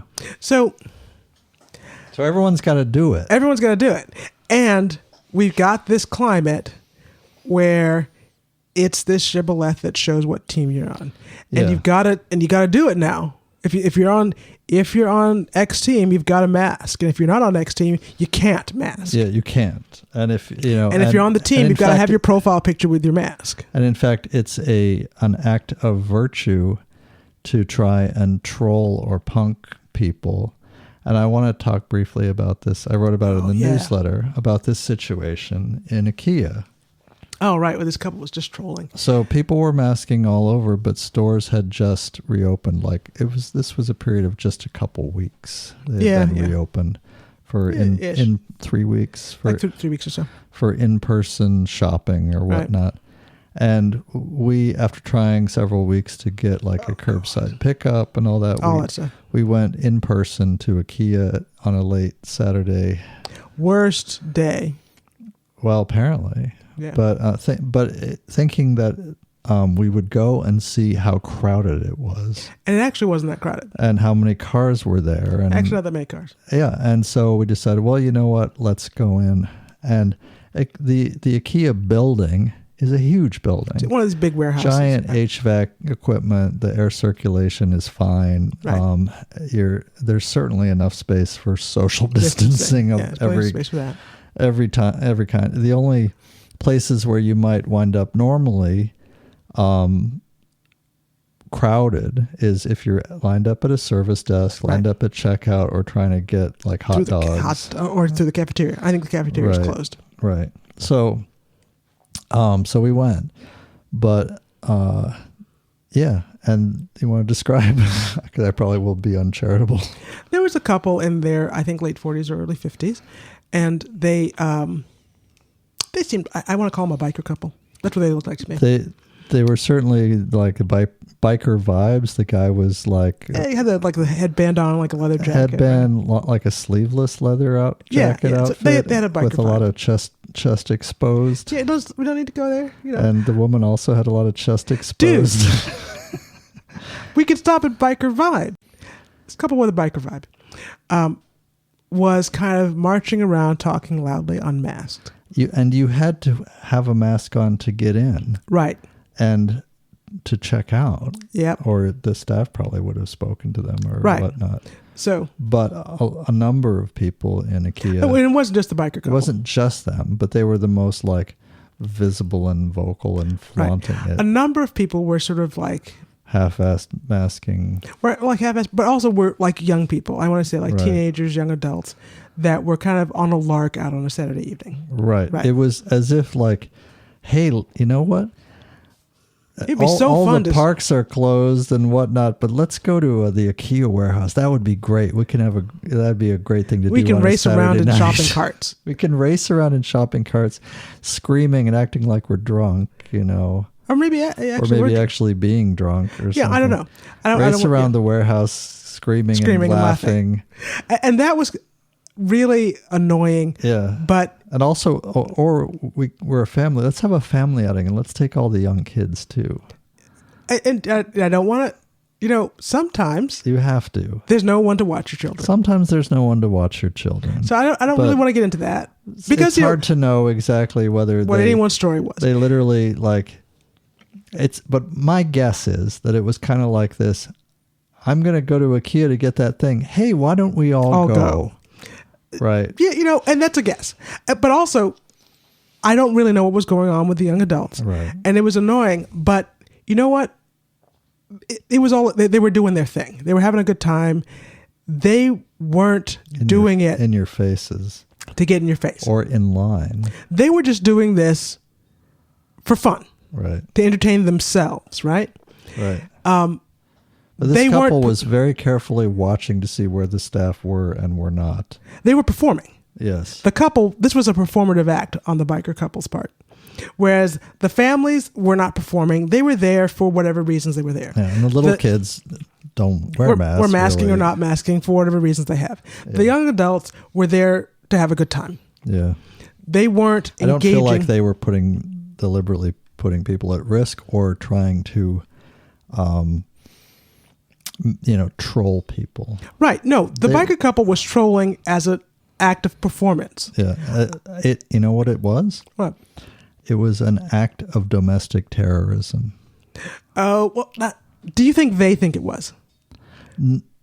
No. I don't because I think know. I think it was an act of domestic terrorism, but they were the stochastic weapon. They were not the terrorists. Right. Because they did not believe that they were putting people at genuinely in harm's way. I would swear in court that they have no belief that they were actually harming people. And if anything, doing them a favor, raising awareness. I honestly, I'm not willing to give them that benefit of the doubt. Oh, I am. I'm not. I will say that I don't know. Okay. But I will not testify on their behalf because I believe that some of these anti-mask performance artists, these stochastic weapons terrorists, they're not the terrorists. They might very well do this after a positive test or knowing that they're sick. Yeah. Right. I'm going to take some Democrats with me, Oh, some of those folks exist. That's true. Some of those folks exist. And I can't say... I don't know that they weren't that. I can't say. But I'm not... I didn't get that vibe. I didn't get that vibe either exactly, but I'm not going to give them the benefit of the doubt because I believe you're mad. That people who are childish, adults, right, who are childish enough to wore the mask to get in, and then immediately take it off. Haha, here, isn't that funny? Here we are. Well, is it? Well, and I don't know. I think it's less childish and more dishonest. It's certainly dishonest. Right. So I think it's really a dishonest thing. Right. Right. But because if they had been like, let's say they put you go in and you have to agree to wear a sensor that monitors you and goes off and produces this huge loud shrieking alarm if you take your mask off. Right? I'm not advocating that. I'm just saying thought experiment, right? Would they have agreed to that? I don't think so. Would you agree to it? I wouldn't agree to it. No. Yeah, that's too invasive. That's too invasive. I mean, in other words, if I put on a mask and I walk in the door wearing the mask, I'm making an agreement. You're making a tacit agreement with to wear the damn mask of the establishment. It's right. like I go in a restaurant wearing a shirt, and I don't shoes. sit down at the table and take my blouse off. Yeah, exactly. So there's that, right? But let's just be very, very precise about this in terms of stochastic terrorism. Let's define terrorism. What is terrorism? Trying to cause... You're literally trying to spread terror, to spread fear in the general public. You're trying to carry out an act for political reasons. Yes. Right. So it's important. Right. That's an important distinction. When you terrorize civilians... Yes. To the end of achieving political goals, that is terrorism. Mm-hmm. So think about the KKK riding through your town and setting crosses on fire and terrorism. Lynching a few folks, right? Right. To make everyone to terrify people. A group at least. Afraid. Right. Civilians. Yes. Not people. No, this only is in the case of civilian population. So in other words, it only matters if you're doing it to civilians. Yeah. Right. Well, it matters, but it's only terrorism when you do it to civilians. It's a completely different, If you're talking about an armed military force, sure, there's a whole different set of rules and conversation and terminology, and law, right? But terrorism is inflicting violence or acts of terror to instill fear in a civilian population for the gain of political ends. Right. Stochastic terrorism is this act where you sling enough propaganda and fear at people that that some percentage of them who are vulnerable mentally and will on be the edge of mental instability will be triggered to the point of carrying out stochastic violence. Right. Right?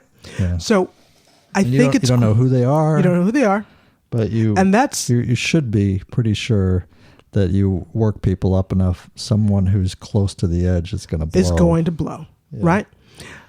It's very important to understand that it's the propagandist that is the terrorist. Absolutely. And the person who commits the act of violence is the weapon. Yeah. So this couple... Yeah, they were the weapon. Yeah. Yeah. And the terrorist are the individuals engaging in the propaganda that triggers them to do this. Mm-hmm. The Facebook posters maybe you believe it's Russian bots, whatever. I don't know what you believe. And maybe some bit of it is, Russian bots. I don't know. But it's the propagandists, multiple. I hear 100,000 goes a long way on Facebook. Freaking everywhere. Yeah. But it's the propagandist who is the terrorist. Yeah.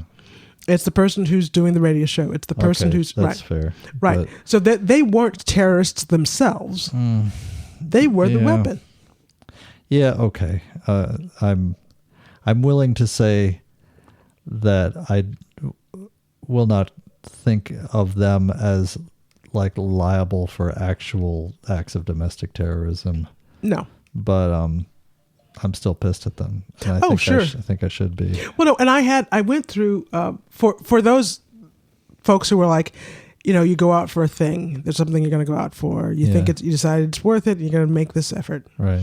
And you're out there, and there are all these unmasked people. And first of all, you can leave. Right. Well, you can put your packages down, and you can walk out of the building. We were pretty deep into the sunk cost fallacy. Yeah, because I had been trying, honestly, since May. Oh God! Before that, it was like April when you ordered them. Yeah, so to buy these damn things from IKEA, and I had to get my bank involved in refunding package delivery fees that were going to take 6 weeks. Oh, it was so stupid. It was awful. It was really ridiculous. Couldn't get a person on the phone, couldn't get a person by email or online. So we find ourselves in the store and we're in deep, right? Yeah. But you can we leave. We also had wound up having to wait forever because all their computers were down. So in the interest of not spreading COVID by letting people all touch the computer terminals to find, that's the thing, in the warehouse, stuff, it's not exactly random, but items are placed where they're placed. They're placed where there's room in the warehouse. Right. And you have to go to a database to find out where the item you're looking for is. Yeah. You got to look it up. You got to find what aisle, what bin. Right. And they're not together. Right. So they've closed all those computers in the interest of not transmitting the virus. So now you all have to stand together in a line. Socially distanced. With a number of people who are deliberately unmasked. Right. For whatever their reasons are. To wait in this line for an employee to speak to you. To look it up and tell you. Right. So, and now we know that now that we're in there. That employee probably wishes they had never been born. It's like, this is my life now. This is my life now. That's what I do. On your computer. But, so you're there in the situation. Yeah. Number one, you can leave. Yeah. Number two. After waiting in line for a half hour, we're in deep. Or you can realize, you know what, this is going to take a while. It's not safe to do this. Yeah. I'm going to leave. And we could have done that. We could have done that. And in retrospect, the crowding, you know what, the real crowding with these people happen after that. Yeah, so I'm getting there. Okay. I'm getting there. Yeah, go ahead. And in retrospect, I feel like we should have left. And I'm taking that lesson with me. That if I'm there and I think, oh God, we need to leave, I'm just going to leave. Yeah, A. Okay. B, when you see an unmasked person, what's your goal? Is your goal to yell at them and punish them for being there without a mask? Maybe that's your goal. Maybe that's what you're there for. Maybe that's what you're about. A goal that has flitted through my head. Right. And if that's your goal, I'm not telling you what to do. Right. You do you. I mean, also, I have considered becoming one of those people who post the video of a big fight, Oh, right. But that's not really my goal. That's not really my goal. Right. My goal, when I see someone who's not masked, my goal is they not spread illness. Right. Right. That's my goal. Right. Is they don't bring COVID-19. Not to. Yeah. And so to somebody else. Pepper spraying is probably counterproductive, right? So keep in mind, what's your point here? What are you trying to do? And I watched for a long time because after we checked out with our stuff, we were like, okay, it's this hour. Let's bring some IKEA food, like the frozen food that you heat up at home. Yeah. Back to the kids. They'll like it. They'll eat it. And we will have fed our children, which is actually our responsibility. Right. Well, it took so long that we were like, okay, now it's 9:00 and we haven't come up with a meal plan yet. So we better just get them some frozen column bars and Schvetgolds or marble and Bork. Or whatever. And, to feed them. To munch our children. Right. So we got that. We got some candy. Yeah. Because they're bulk sections, you had to buy the little tins. And anyway, you and the don't biker handle couple, the candy anymore. Right. It's in so biker couple prepackaged. comes through, and they are leaning on our cart. Oh yeah, they for were really just kind of came over, just kind of leaned on our stuff. Hi guys. And this is what tells me this was performative. Yeah. Why the fuck you gotta lean somebody's cart? Right. They're engaged in a performance. Right. Right. Yeah. And they kind of just linger there and stand around and social distancing is for losers. And are just all in your business, all in your space.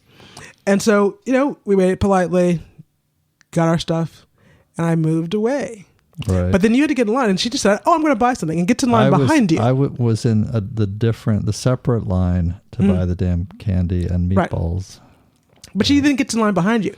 And what I'm really thinking to myself is, I don't want to bring COVID-19 home if they've got it. Right. That's actually my goal. That's your goal. Right. So do I want to start a fight and have them shout at me? You're really... No, I don't. I want to say this. You're really good at maintaining your rational decision-making in a situation where I'm almost ready to just... I don't really do it most of the time. Right. But I'm ready to blow up at people. Yeah. I'm ready to make a scene. I'm this close to actually making a scene. Right. And in those moments, I'm not even if I don't make a scene, I'm not thinking everything through. You're not walking it through, right? Whereas you're still walking it through. All right, so breathe deep, Yeah. walk through what your goals are. Yeah. I don't want to start shouting myself Right. and give somebody else COVID-19 if I have it. Right. I don't want to start someone else shouting in defensiveness and have them give 5 people around us, Right. I don't want to make an employee sick. Right. That's not my goal. And I here. don't want to get an employee involved in a freaking brawl. Or something. Right. That they're not I don't want any qualified or violence. paid for. I don't want to make anybody sick. And tensions are high. Those things are possibilities. Yeah. My actual goal is for as many of us to Everyone leave this get building home healthy. uninfected. Right. Yeah. Safe and healthy. That's my goal. So, with that in mind, what I decided to do was to walk over and tell Paul to move out of her way and let the two of them conduct their business and leave the building, and to give them 30 feet of space to do it. Yeah. And as I was walking over to tell Paul that, she put her mask on. Right. And I was like, Right. okay, Right. there we go. So I ended up not saying we anything. never actually had that conversation. So we never had that conversation. She masked up. You guys both checked out, and then we left. Right. Because she had her mask on going through the main checkout. Nope. Oh, she did not? Oh, she put her mask on to check out because she's going to talk to an employee. Right. But then was, crowding other people right in the second line, but then put it back on. Right. So she did this repeatedly, whereas like she's going to be actually in the face of an employee who's able to call a security guard and have her thrown out or say something get like, into I'm not going to check you out if you won't put a mask on. Right. Rather than have that actual confrontation, she just put the mask on. Because she's not there for conversation per se. She's there to perform. Yeah, and she's, if she's really there as a bomb, as an instrument of terrorism, if she's really there as a performer or a protester, she's a fucking coward, and so is he, because they were actually too cowardly to have any of those confrontations. To provoke those conversations, right. They just tried to get close to that. Right. And to with other patrons, shoppers. other shoppers. Right. So, anyway.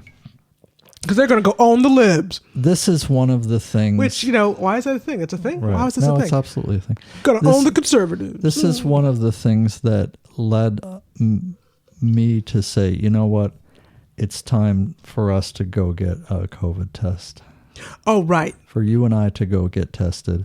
Like a week later. Because we had 2 back-to-back incidents of possible exposure that we thought, whereas everything else we've managed to do over the last mostly 90%, we felt very safe about. Very safe. Right. Yeah.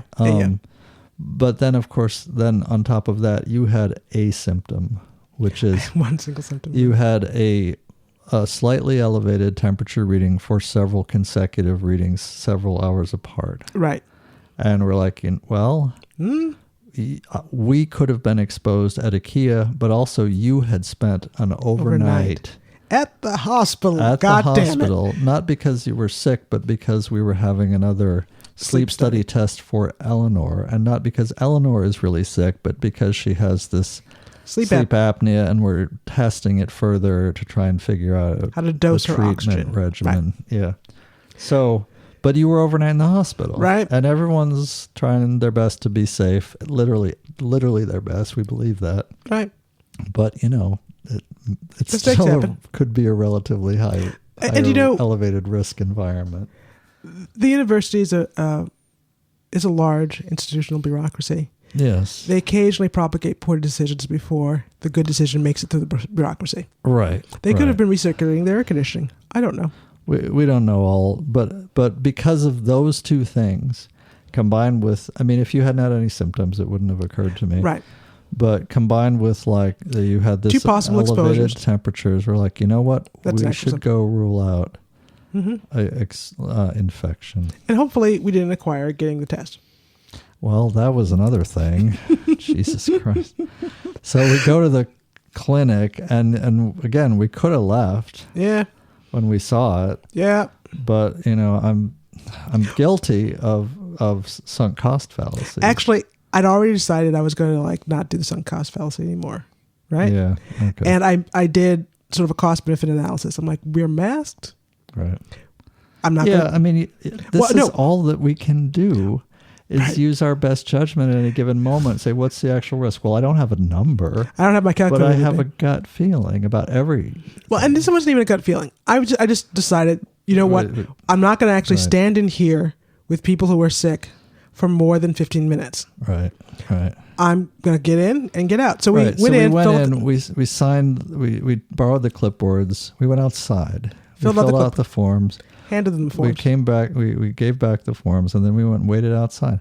The reason we waited outside is because there were at least, I think there were 15 or 20. There were 15 people in the waiting room, plus the staff. And they, everyone had a mask on, but they were sitting, it was a small waiting room. All right, it's a small waiting room with 15 people who think they might have COVID. Right, and plus the staff, and the masking is great, but the social distancing isn't even possible. Wasn't even possible. So I want to emphasize too. This is something that you hear a lot, including in workplaces and about workplaces and about stores and social situations. If you can't social distance, wear a mask. Is that if you can't stay distant, then you should wear a mask. And this is honestly, that's like saying, well, if you have a belt on, you don't need suspenders, or, right? or something. Whatever. But I mean, it's a belt and suspender situation. Really, if you can possibly do both, if you possibly can, then do both. If you literally cannot, then do your best. Do your best. Right. But so we waited outside.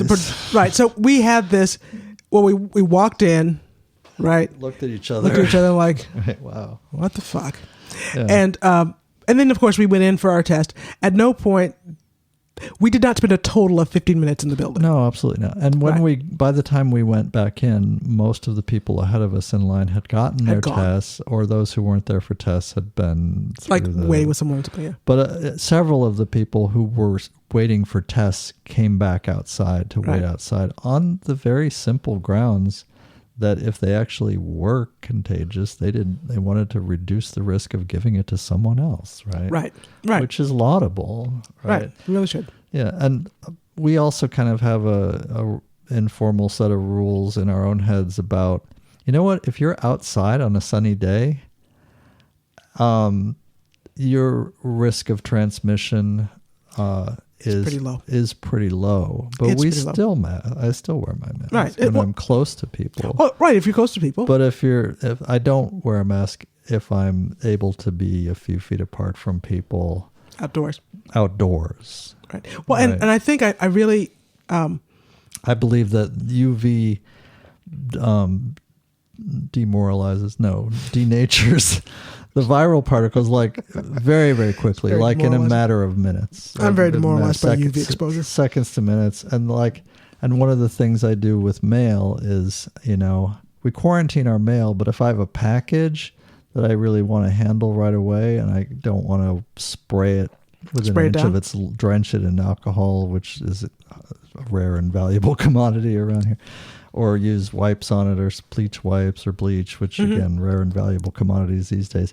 I leave it, if it's bright sun out, just leave it in the sun. I leave it sitting out in the driveway for the afternoon. And maybe I turn it over, check it out, after wash your hands after handling it. Yeah, all that. And that's good enough. Right. So I think we've got these informal rules, right? And that is based on the fact that we don't have any evidence of transmission outdoors, incidentally. Very rare. Yeah. Well, I mean, now there's lots of, let's say you go to a football stadium and you're sitting in a stadium. Right. That's clearly a You're vector. Close in with people. You're close in with people, thousands of people. That's a transmission vector, outside or no. And certainly if it has a roof. Right. But, you're at the park. Right. You're jogging in one direction, someone else jogs by you. You're both breathing a lot. We actually don't have records of transmission in that context. No. Right. I mean, it seems you don't want to be around people singing or exercising close to them. Right. Early on, we thought, you know what, we can't let the kids go to the park even by themselves because they might handle the playground equipment and they could be contaminated. I don't think that's really also high a concern. risk. I think if it's what do you call it? Like you got throngs of kids at the playground at the same time, taking turns and handling the same thing. A few minutes apart. Right. Or like in rapid succession. You know, you've seen those afternoons at the playground. Oh, yeah. It's full of kids. They're all running up and down the slide. Right. Sure. Probably not. That's probably bad. Yeah. But like, okay. An empty park. Some kids were there in the morning. You come in the afternoon. It sat in the sun all afternoon. You come in the afternoon. I don't believe that slide is a likely vector anymore. No. So anyway. And lots of these settings where data suggests that it's probably not. Suggests it's probably not an issue. And people keep saying that the marches have not been a vector. I don't believe that. I don't believe it either. They were saying it 1 week, like 3 days after the marches started as well, right? Right. And we don't. Yeah, I think check your numbers in a month, but also it would require us to be doing good contact tracing, good testing, and in some contexts, they said not to include that data in contact tracing. Right. So again, this has been politicized. If you're talking to a contact tracer and you have a job and you have a this and a that and the other thing, a family or whatnot, are you going to say, oh, by the way, I was throwing rocks at a phalanx. I was masked up and throwing rocks at a phalanx of cops the other night. Is that a problem? That could be a problem. Or or I got tear gassed at the thing. March. Even I was peacefully singing and marching with 1,000 of my closest anarchist friends. Or So, are you gonna cop to that literally? Right. Yeah. So I don't know. But so maybe they don't even want your identity on social media. Precisely. Right. So it's hard to know precisely what effect the marches had. But 1,000 people gathered in one place outdoors. I'm thinking that's a vector. Absolutely. Even though you're outside. Yeah. Even though you're all masked. Because you know what? You've got people who are shouting and singing. Right. People take their masks down for a moment because they're just want to break. Overheated. Right. And they also were cramming people into police vans and trucks and whatnot, not, masked or not, they're sitting in a... And if they tear gas you... Kettled, if they're tear gassing, you've got to take your damn mask off. Right. Oh, and then when they hear you cough because you've been tear gassed, they put you in a COVID-19 cell. Great. Yeah. So brilliant. So it's really... Well, you were already infected. Oh, you were... I was gasping. From the tear gas, right? Yeah. So... I think it's really, I think it's irresponsible to insist that protesting has no effect, right? Yeah, the protests have no effect. I think I've seen a lot. It's possible to have outdoor rallies and marches safely. I think it's possible. And I think a lot of the protesters have taken COVID-19 seriously, masked up, and done the best they could to prevent transmissions. Because their tribe demonstrating the shibboleths that they believe in science. Right. So I think that's gone a long way to suppress transmission. Sure, and that's great. Sure. It's important. It's important. We shouldn't minimize it. And I don't mean to minimize it. Yeah. But I think we're kidding ourselves to think that you can gather 1,000 people and not have any transmissions because you're outside. Yeah. What I'm talking about is going to the park, going for a walk, any of these sort of things that you might do and enjoy outside. Go and do them outside. I don't think you need to wear a mask. Yeah, typically.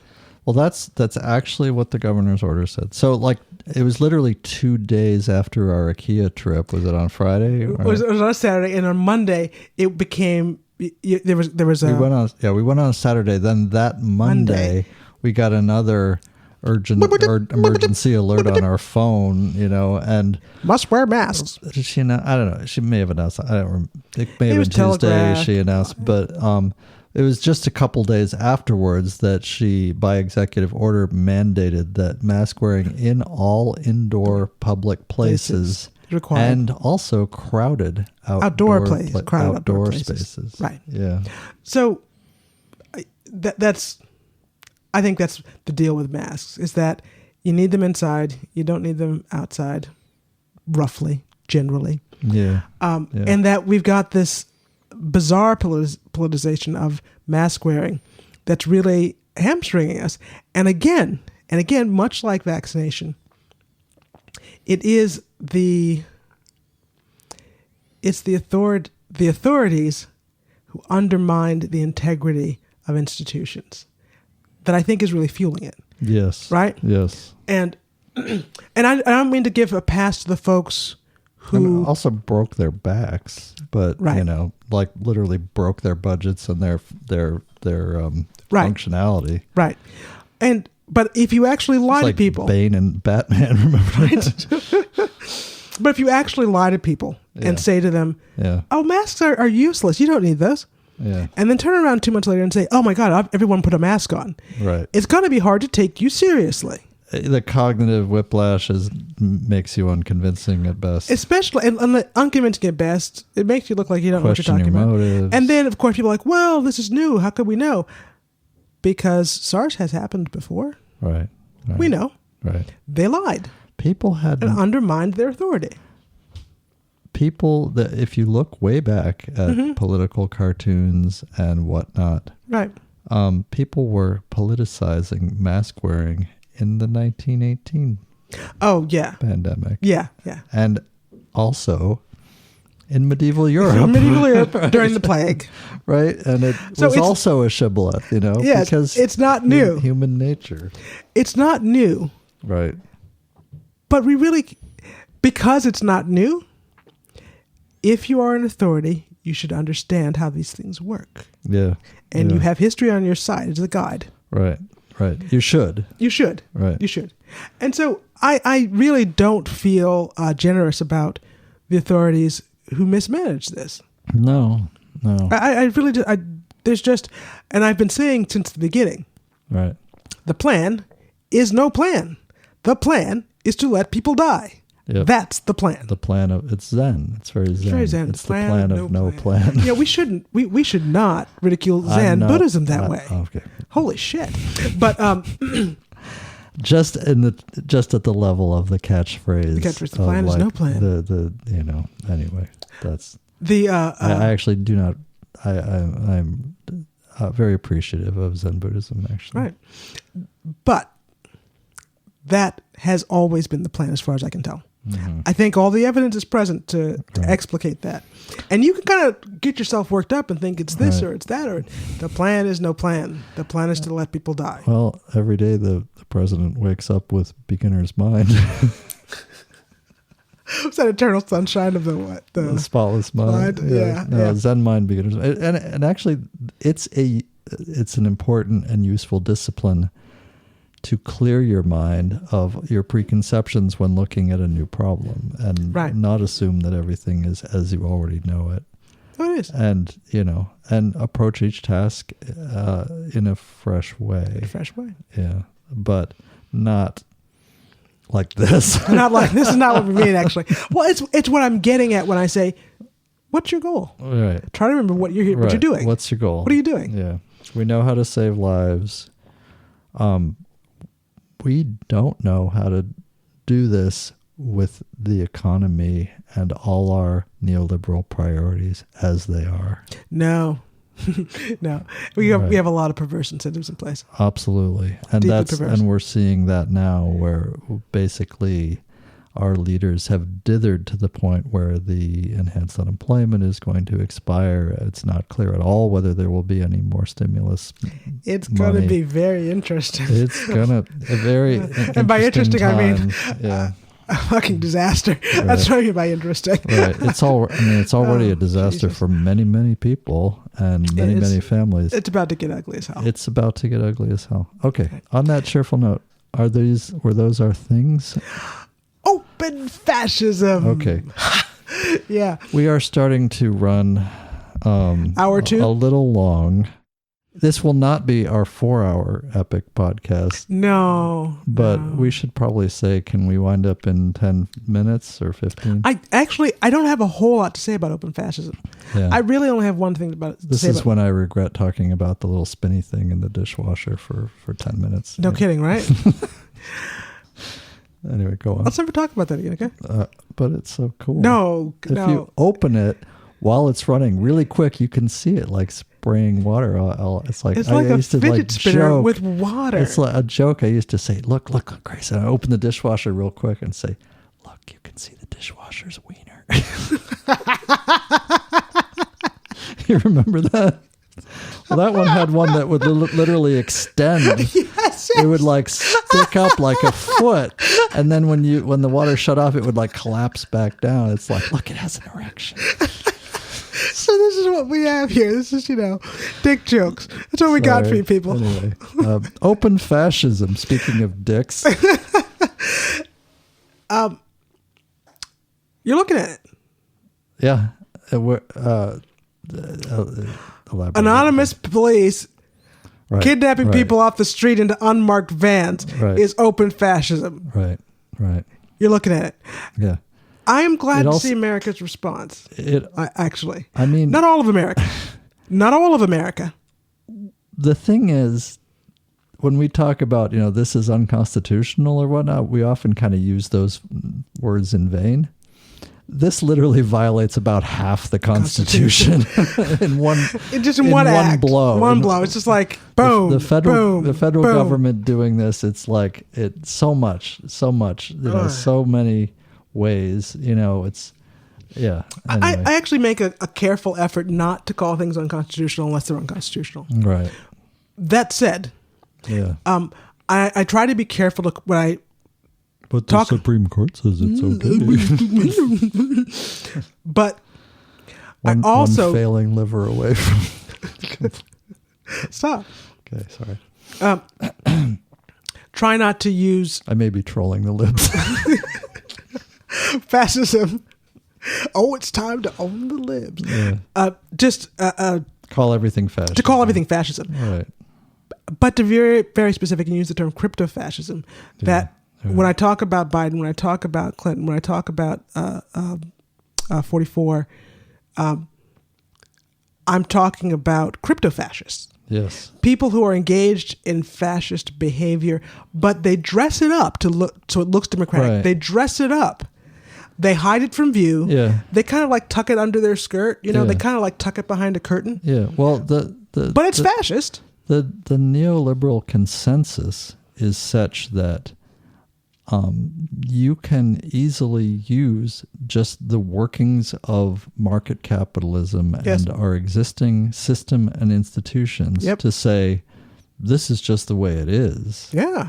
This is any adult would understand that this is just how it has to be. It's reasonable.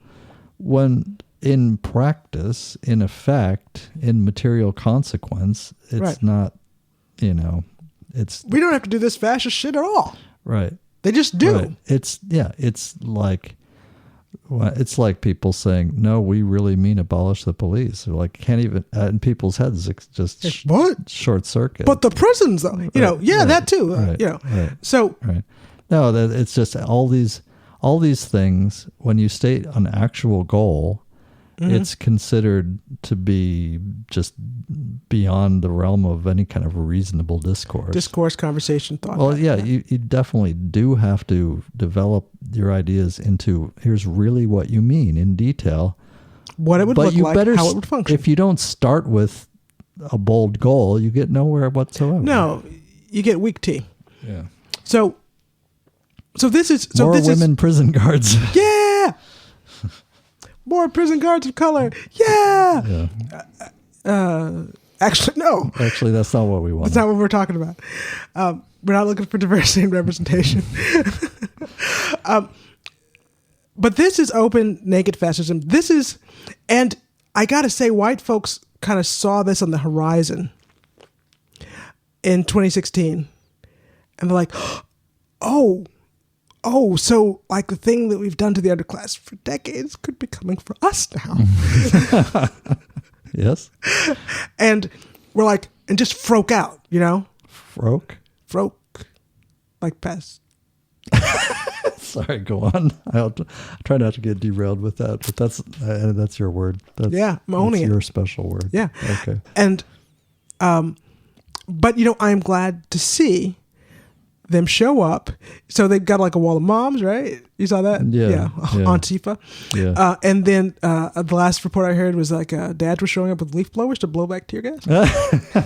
I didn't see that. So I'm heartened. Finally, a use for leaf blowers. I know. Just like I couldn't imagine anything like, they were good for. Just standing around, waving your motorized dick around. Yeah, more dick jokes. Yeah, we got it's not a joke.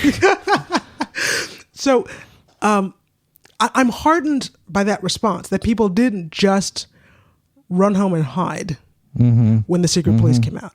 Yeah, I'm heartened by that. Yeah, but there's a lot of people who are cheering the secret police on. Well, we got more people back at work now, and I don't know how that's. I mean, it's undeniable that one of the reasons the protests really got going was because there were a lot of furloughed or unemployed or semi-employed or less employed, people who were sick of lockdown and looking for a reason to get out of the house of their semi-confinement. And I think that's like the single reason it blew the lid off things, right? Right. I mean, obviously there were deep causes and long-standing everything, but as to literally why so many people got out and marched. Right.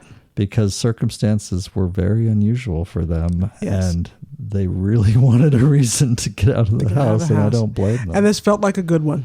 Right. Felt like it was worth it. But now that when, people are back at work. A lot of people are back at work. A lot of people are back into a routine of some kind. Not worried about losing a good job. Or worried about losing a good job if they show up on the wrong social media post or whatnot. How does that continue? I don't know. I don't know either. And we cannot diminish the folks who are cheering the secret police. You are actually on Facebook, and I'm rarely on Facebook. Oh, babe. So what's going on? 30%. We got 30% cheering the secret police. On your wall or in general? Or I'm going to go with in general. Yeah. Well, you've got a pretty diverse group of friends. I maintain it for that reason. Right. Way more than I would ever tolerate. But. Yeah. And that's where we are. I think that's a good beat. It may be as low as 25, maybe as high as 40. Wow. But I'm feeling I want to stick with 30. I think we got 30% of the population that thinks the secret police is a good idea. I know plenty of liberals who are tolerant all day long, but would love to see the dirty hippies, Oh yeah, get the crap beat out of them. And let's just bring this back to the crypto-fascism. Yeah. We got a lot of liberals who cheer for ICE. Yeah, absolutely. We got a lot of people who are on Team Secret Police, and that should scare the hell out of you. And they're not all conservatives. In fact, I would say probably the ones that aren't are the more worrying. Yeah. Because they're more likely to have power in institutions. Yeah, exactly. Right. Yeah, exactly. Right. So you mentioned this before. You talked about in conversation. You talked about how your old school conservative friends, particularly older, were like, maybe the ones also who sort of came from a more libertarian tradition. Yeah, it's hard for me to just. There's an experience I had maybe 10 years ago, 15 years ago, where I noticed in stark relief that when the chips were down for us as a family, the chips were down for me personally, my conservative friends showed up and did my laundry. My conservative friends showed up and said, here's $50. Yeah. Just do what you need to do. Yeah.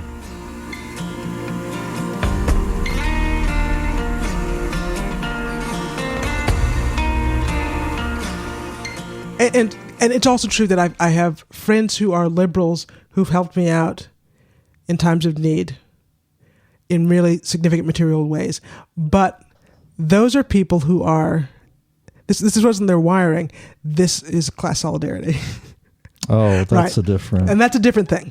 And we can't let a member of our class be seen in this way.